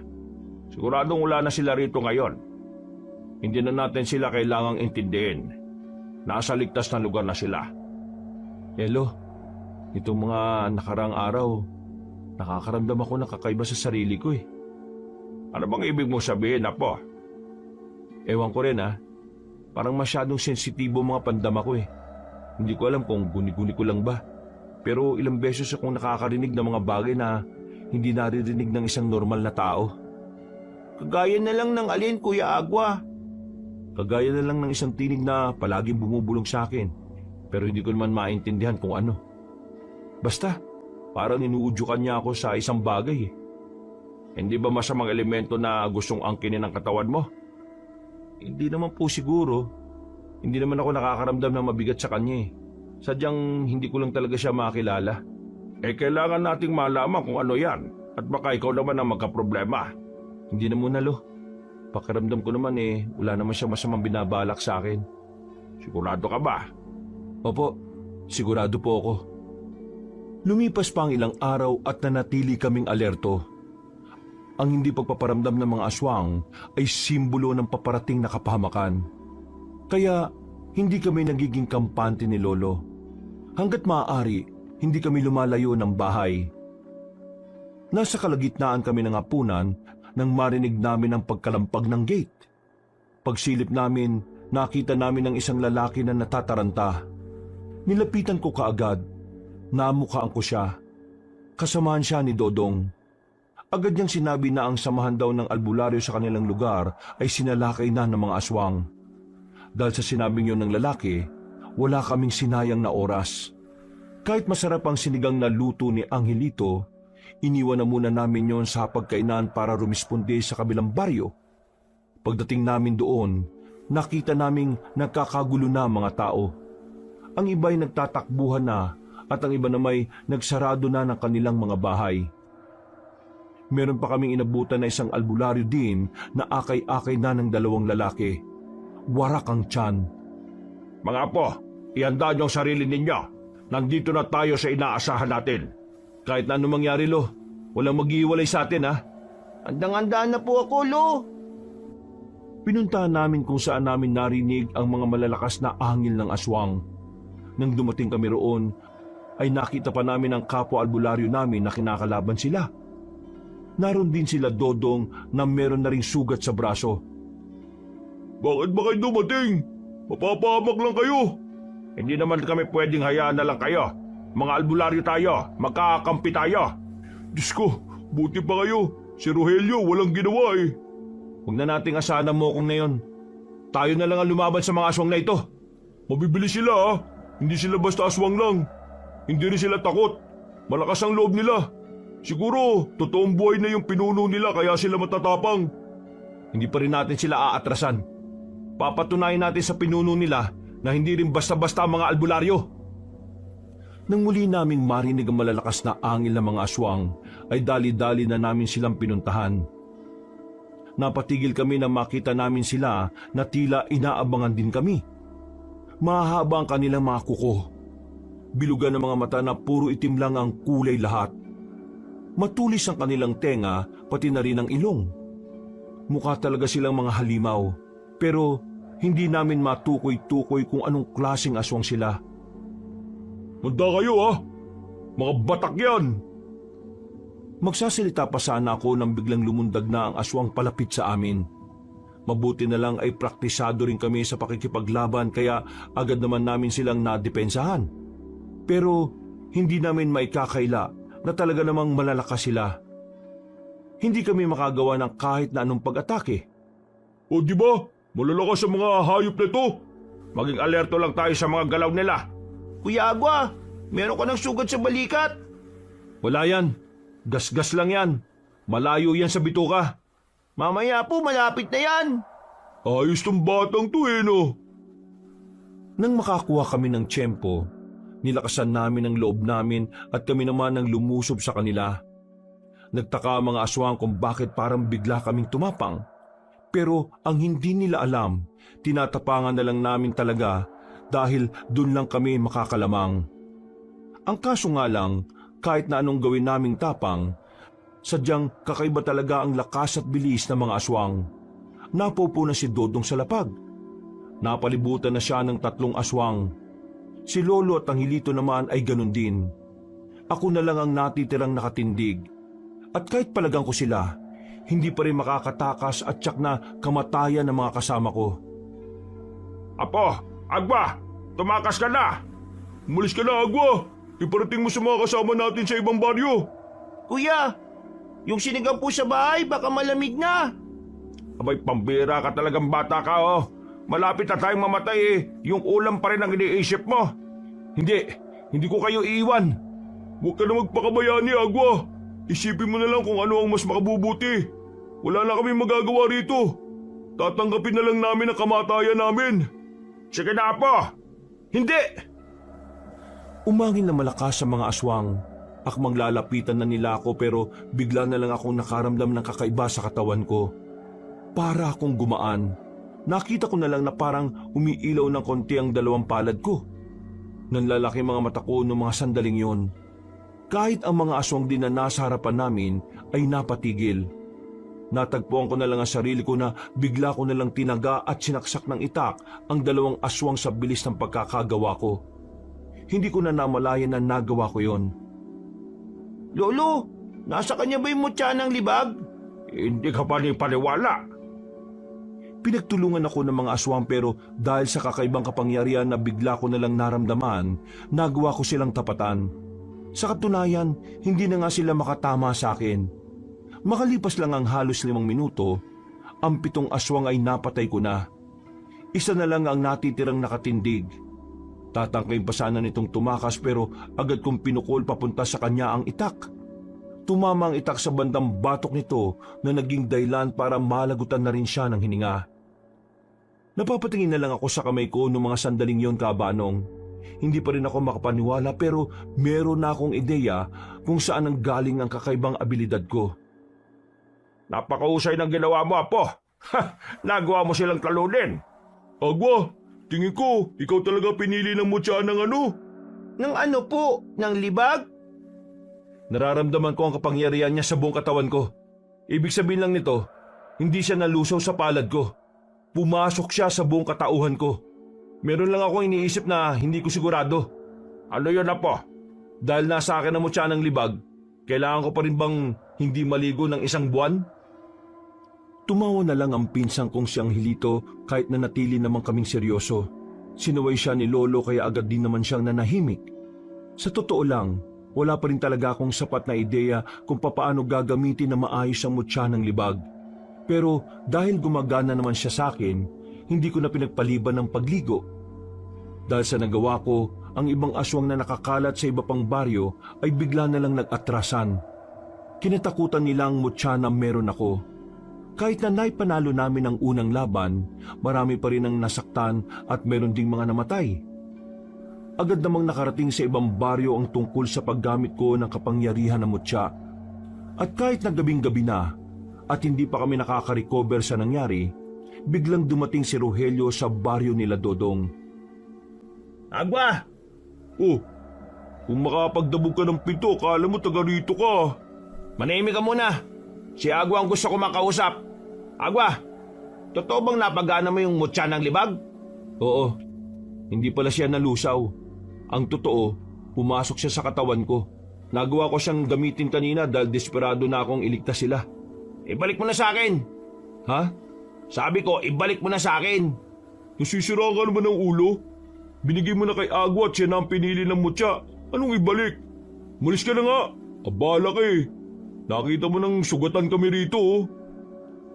Nintay mo na sana munang matapos kami sa panggagamot namin sa sarili namin, di ba? Agwa, ibalik mo sa akin ha. Ang angkan ko naman ang nangangalaga niya sa loob ng maraming panahon eh. Hoy, nakikinig ka ba sa akin? Kung ibabalik mo sa akin yan, mas mapapaunlad ko pa ang mutya dahil napag-aralan ko na yan. Isara ulo ka naman pala talaga eh. Hindi mo ako pinapansin ha? Malis ka na nga. Ano ba? Bakit ba gusto mong kunin to? Kung alam mo naman na hindi mo naman nagagamit. Alam mo naman na kailangan ko to, lalo na sa mga ganitong sitwasyon, Rogelio. Sumalakay ng mga aswang, maraming nasaktan, at meron ding namatay. Tapos ikaw, ang inaatupag mo kukunin sa akin yung anting-anting. Dapat unahin mo yung mga kalugar mo, para makapagandaan na rin sila. Wala kang karapatan na hawakan ng mutya, dahil hindi ikaw nag-alaga dyan. Oo, hinahanap ko makakapagpabuhay sa kanya. Dahil kailangan ko maging aktibo ang mutya para masimulan ko na rin siyang gamitin. Kaya ibalik mo na sa akin yan, Agwa! Hindi mo yata talaga naiintindihan no? Nasa loob na nga ng katawan ko ang mutya at hindi ko alam kung paano siya ibabalik sa'yo. At kahit alam ko man, hindi ko rin gagawin.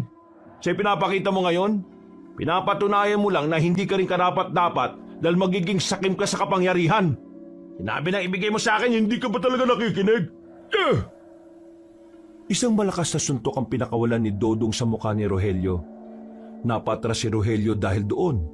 Pero hindi ito natinag. Gumanti ito kay Dodong. Pero dahil malaking tao si Dodong, ay hindi rin naman ito umubra.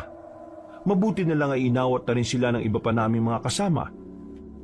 Hindi magandang tingnan ng dalawang albularyo na magkaaway. Magkakampi dapat tayo. Kahit na kailan talaga, Dodong, wala ka pa rin kwenta. Hindi na ako magtataka kung bakit hanggang ngayon pangkaraniwang albularyo ka pa rin. Pangkaraniwan? Kasi hindi ako naghahangad ng kapangyarihan. Di gaya mo na uhaw ka sa kapangyarihan. Kahit hindi naman talaga yung para sa'yo. Pagsisisihan nyo ito na hindi nyo binigay sa akin ng mutya. Ako lang ang nakakalam kung paano yan kontrolin. Nagkakamali ka, Rogelio. Tingin ko hindi ko kailangang kontrolin ng mutya. Dahil siya mismo ang nagkukusang tulungan ako sa mga bagay na dapat kong gawin. Sige na, umalis ka na rito. Bago pa kita ipabugbog sa mga nandito. Wisit ka. Tinuring pa naman kitang kaibigan tapos ganito pala ugali mo. Wala akong pakialam sa'yo. Padabog na lumabas si Rogelio. Binanggapan nito ang mga nakakasalubong na kapwa albularyo. Buntong hininga na lang ang nagawa ko. Kinaumagahan, naging maayos naman ang kalagayan namin. Nalinisan na rin ang mga sugat namin. Nang masiguro naming nasa maayos na kalagayan ng lugar nila Dodong, nagpasya kaming umuwi na muna sa baryo namin. Inabutan pa namin sa lamesa ang pagkain na hindi na namin natapos nung gabi. Ininit na lang ni Lolo ang sinigang at maya-maya'y kumain na rin kami. Habang kumakain, nararamdaman ko ang malaking pagbabago sa sarili ko.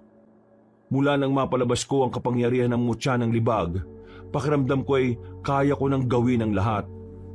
May pagkakataon na bigla-biglang lumalakas ang pandinig ko. Minsan din ay may mga pangitain ako kahit nagising ako. At ang tinig naman na bumubulong sa akin ay naiintindihan ko na. Sinasabi niya sa akin na gamitin ko sa kabutihan ng mutya ng libag dahil ito ang makakatalo sa mga aswang. Palagay ko noon, siya ang unang may-ari ng mutya. Ang matandang lalaki na walang ligo-ligo, si Ramses. Lumipas ang 2 araw, kutob namin na nakarating na sa pinuno ng mga aswang ang nangyari. Kaya naman naganda na rin kami sa posibilidad na bigla na lang siyang magpakita sa amin. Naging sanggang dikit na namin ang albularyo sa baryo ni Dodong. Kahit papaano ay kampante ako makakapalag kami sa mga aswang dahil meron kaming pagkakaisa. Nahati kami sa 2 grupo. Ang iba ay nasa baryo namin at ang iba naman ay nasa baryo nila Dodong. Kami ang mangunguna sa pagprotekta sa mga kapwa naming albularyo sa aming baryo, habang si Dodong naman ang tinuturing na pinuno sa kanila. Lolo, ano po bang itsura ng pinuno ng mga aswang? Hindi ko rin alam, Apo. Pero nasisiguro ko na nakakatakot talaga siya. Nakita ko siya sa panaginip ko. Nilarawan sa akin ng mutya kung anong itsura niya. Isa siyang matanda. Pangkaraniwan lang ang itsura niya kapag nasaan yung tao siya. Pero nakakapangilabot ang tunay nitong anyo kapag naging aswang. Matangkad, maskulado ang katawan na parang hindi ito matanda. Mukha itong demonyo. Demonyong makikita mo sa mga pelikula na literal na pumapatay. Napansin ko ang bahagyang takot sa mukha ni Angelito kaya itinigil ko na ang sinasabi ko. Maya-maya lang, sumapit na rin ang kinagabihan. Napakatahimik ng gabi, parang walang bahid ng panganib. Nagkukubli ang pangamba na bumabalot sa kapayapaan ng lugar. Nga po, ano ba na mangyari ngayong gabi? Gusto kong malaman yung kung gaano ko kayo kamahal. Lolo, bakit po parang mawawala ka na kung magsalita kayo? Di naman sa ganon. Gusto ko lang naman na maging handa kayo sa mga pwedeng mangyari. Pinapangako ko po na walang mangyayari sa atin. Gagawin ko ang lahat para protektahan ko ho kayo. Pinagpatuloy na lang namin ang paglalakad para pumunta sa bungad ng baryo namin. Naghintay kami ng naghintay roon hanggang alas 12, pero walang umaataking aswang. Nakontak din naman namin sila Dodong. Wala rin doong mga nilalang. Akala namin ay nagkamali kami ng kalkula na hindi sila lalabas ng lungga. Nabigla na lang kami nang makatanggap kami ng balita na sa lugar nila Doña Marta nagpunta ang mga aswang. Mabuti na lang ay meron ng tao sa mansyon. Ang mga kasambahay at mga gwardya doon ay pinagpahinga na muna, kaya walang inabutan ng mga aswang doon. Ang problema nga lang ay ang ibang kamag-anak ni Doña Marta. Sila ang naabutan, kaya sila ang mga nadali. Grabe, brutal. Kahit matanda na oh. Nakatayo kami sa harap ng isang bahay na malapit lang din sa mansyon. Pamamahay yun ng pinsan ni Doña Marta. Sa bakuran, makikita ang mga nakahandusay na bangkay. Lasog-lasog ang mga katawan. Tinakpan ko na lang ang mga mata ni Angelito dahil hindi talaga kaaya-aya yung tingnan. Mag-iwahiwalay tayo. Nandito pa ang mga aswang. Hindi ako pwede magkamali. Nararamdaman ko pa sila. Magkakasama kami nila Lolo na rumonda sa ibang direksyon. Sa kabilang direksyon naman sila Dodong. Sa kalagitnaan ng paglalakad namin, nakaramdam ako ng sobrang bigat na presensya. Tumigil kami. Pinapunta ko sa likuran si Lolo at Angelito. Hindi nagtagal, isang matandang lalaki ang lumabas mula sa madilim na sulok. Puti na ang kanyang buhok, pero makikita sa kilos niya na malakas-lakas pa siya. Tumayo siya sa harapan namin. Ngumiti ng malapad na parabang hindi niya kami kalaban. Kilalang kilala ko mukhang yon dahil nang makita ko siya sa panaginip ko, ay napakalinaw ng mukha niya. Magandang gabi sa inyong tatlo. Ako ba ang hinahanap ninyo? Ikaw ang pinuno ng mga aswang? Ikaw ang binuhay ng mga kauri mo para magasik ulit ng lagim? Tama ba ako? Tama ka. Ako nga. Pero mali ka sa parting maghahasik ako ng lagim. Sabihin na lang nating meron akong gustong balikan. Meron lang akong gustong singilin. Hindi mo na sila madadampian ng mga kamay mo. Nasa ligtas na lugar na sila. Kaya ngayon, kami na ang haharapin mo, Vendetta. Masyado ka namang mainit. Kalma ka lang. Hindi naman ako nandito para makipagpatayan sa inyo eh. Meron akong gustong ialok sa'yo. Nagkatinginan kami ni Lolo. Base sa tingin din sa amin ng matandang nasa harapan naman namin ay mababasa kong meron talaga siyang binabalak.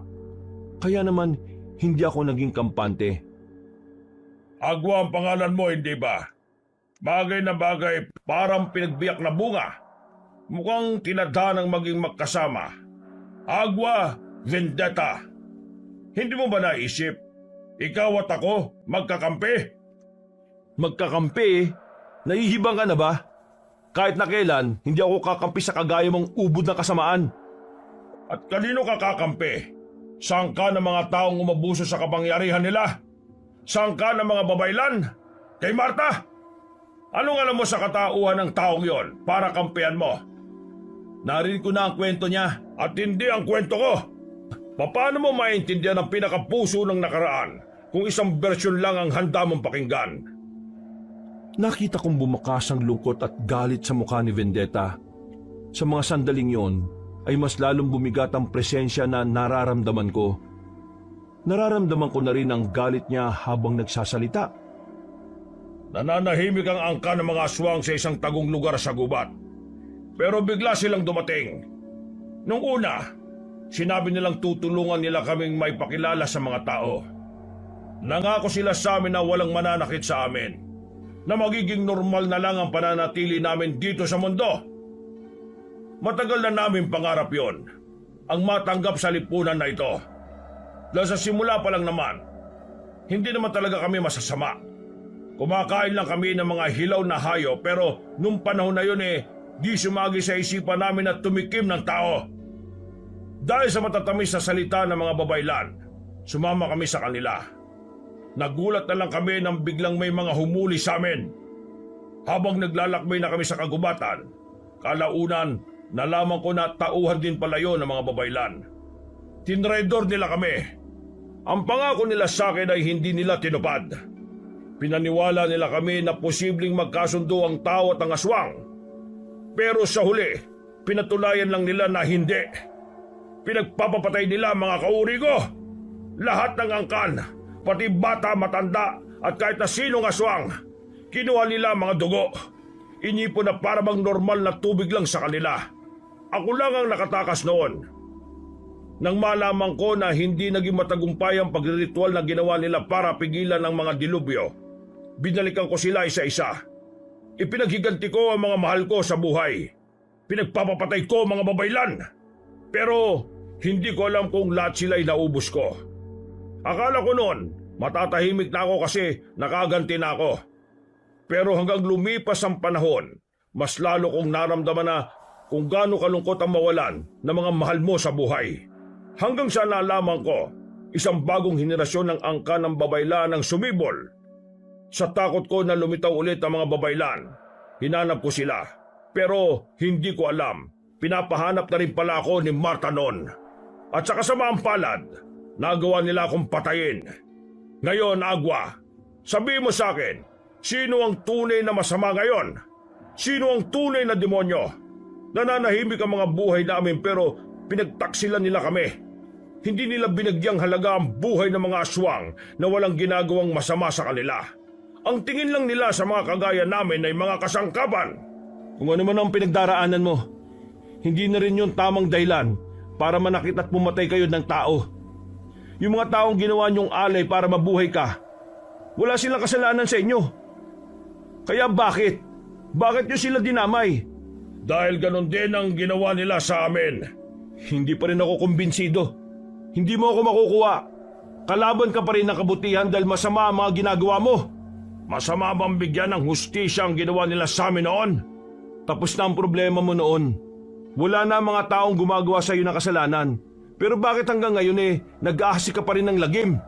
Hindi na ako magpapaliwanag pa, Agua. Sumama ka sa akin. Tayong dalawa ang huhulmaan ng probinsyang ito. Ikaw ang representasyon ng mga tao at ako naman ang representasyon ng mga aswang. Magkakaroon tayo ng kasunduan para sa tunay na kapayapaan. Hindi mo ako maloloko.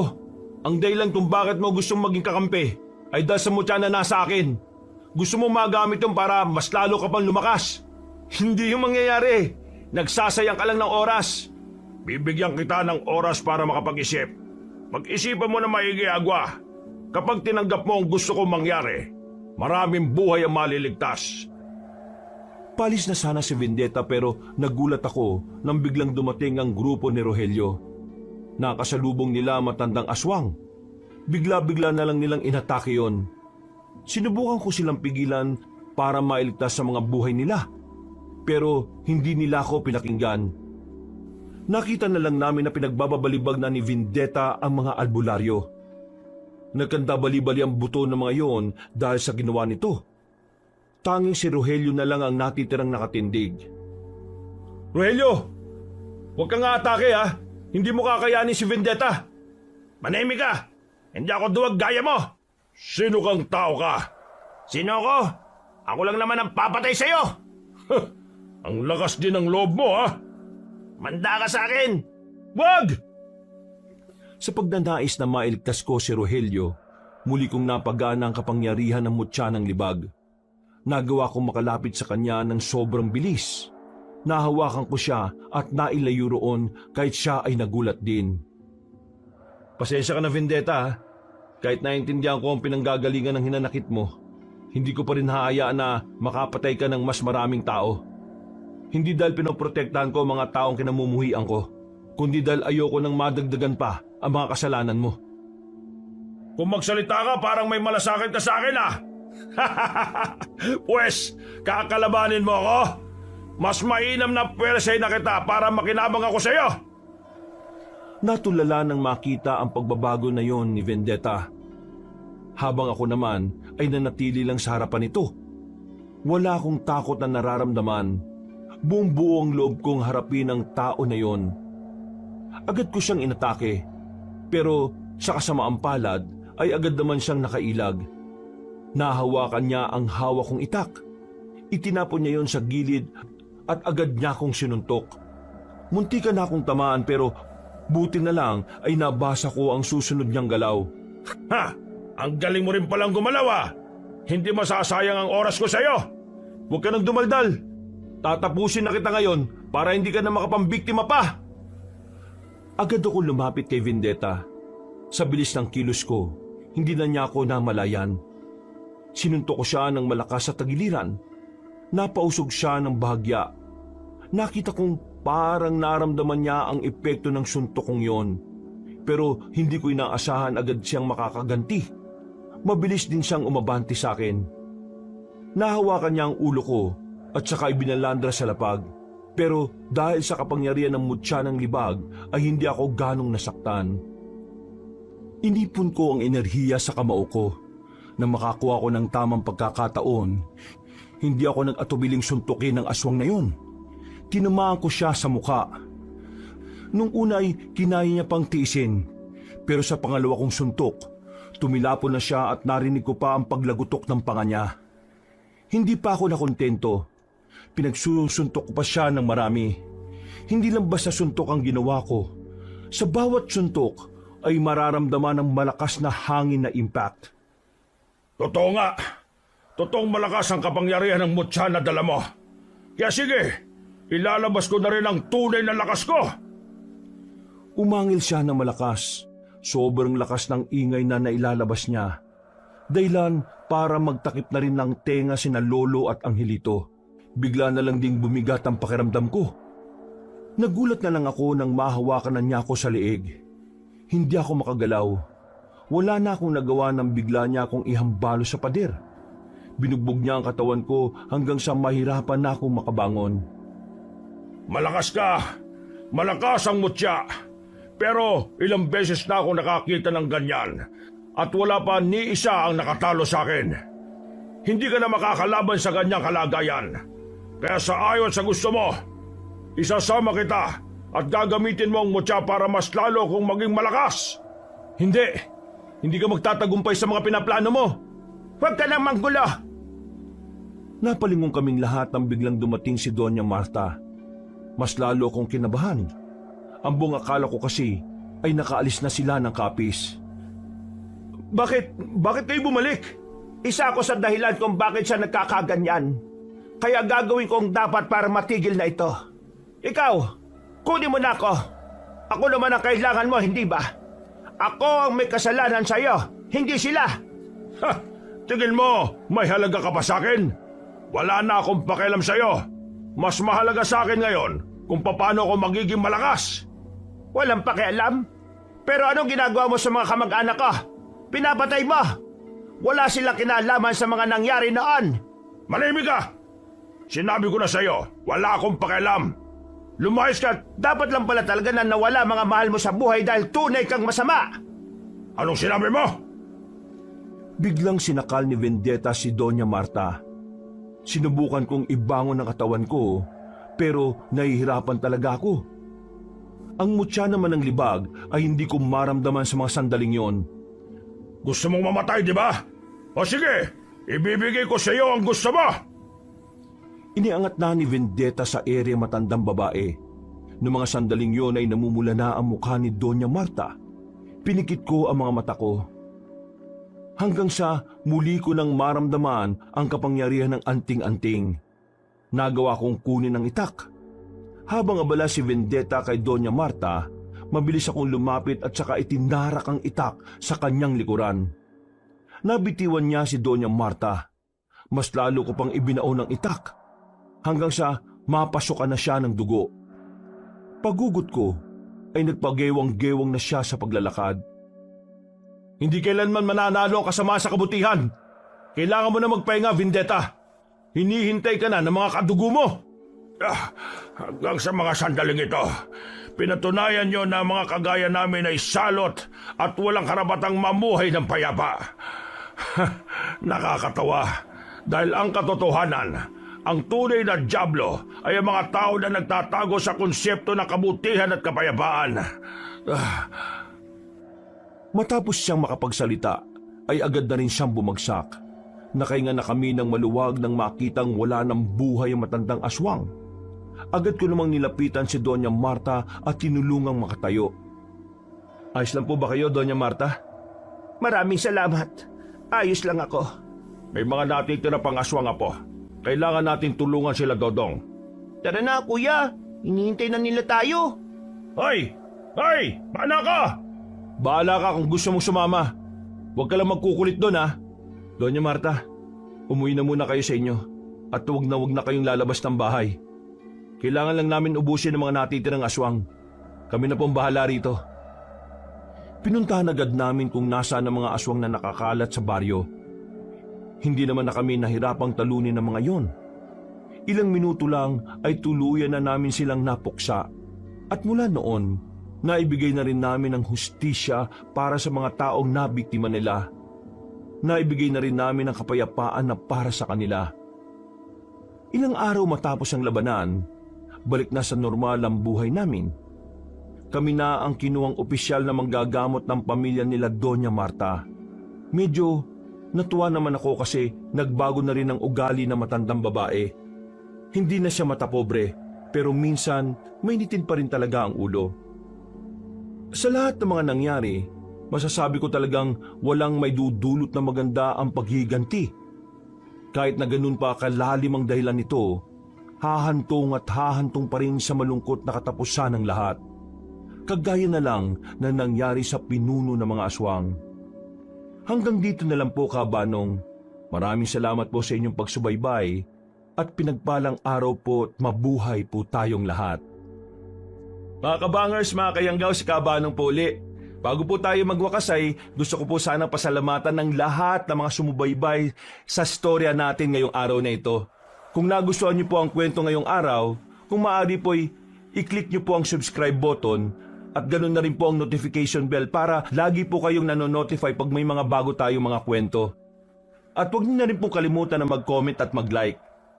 Kung medyo nabitin po kayo, iniimbitahan ko po kayong bisitahin ang iba pa natin mga channel, ang Pamela Clamil Channel. Kung pwede rin pong mag-subscribe kayo dahil konti pa lang po mga subscriber doon, at mag-iwan na rin po kayo ng comment at pindutin na rin ang like button. Ngayon kung medyo bitin pa rin kayo, iniimbitahan ko po kayong puntahan ang bagong channel natin, ang Kabanong version 2.0 kung saan meron na pong moving images doon.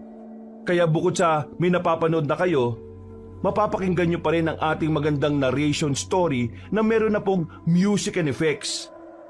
O di ba mas maganda?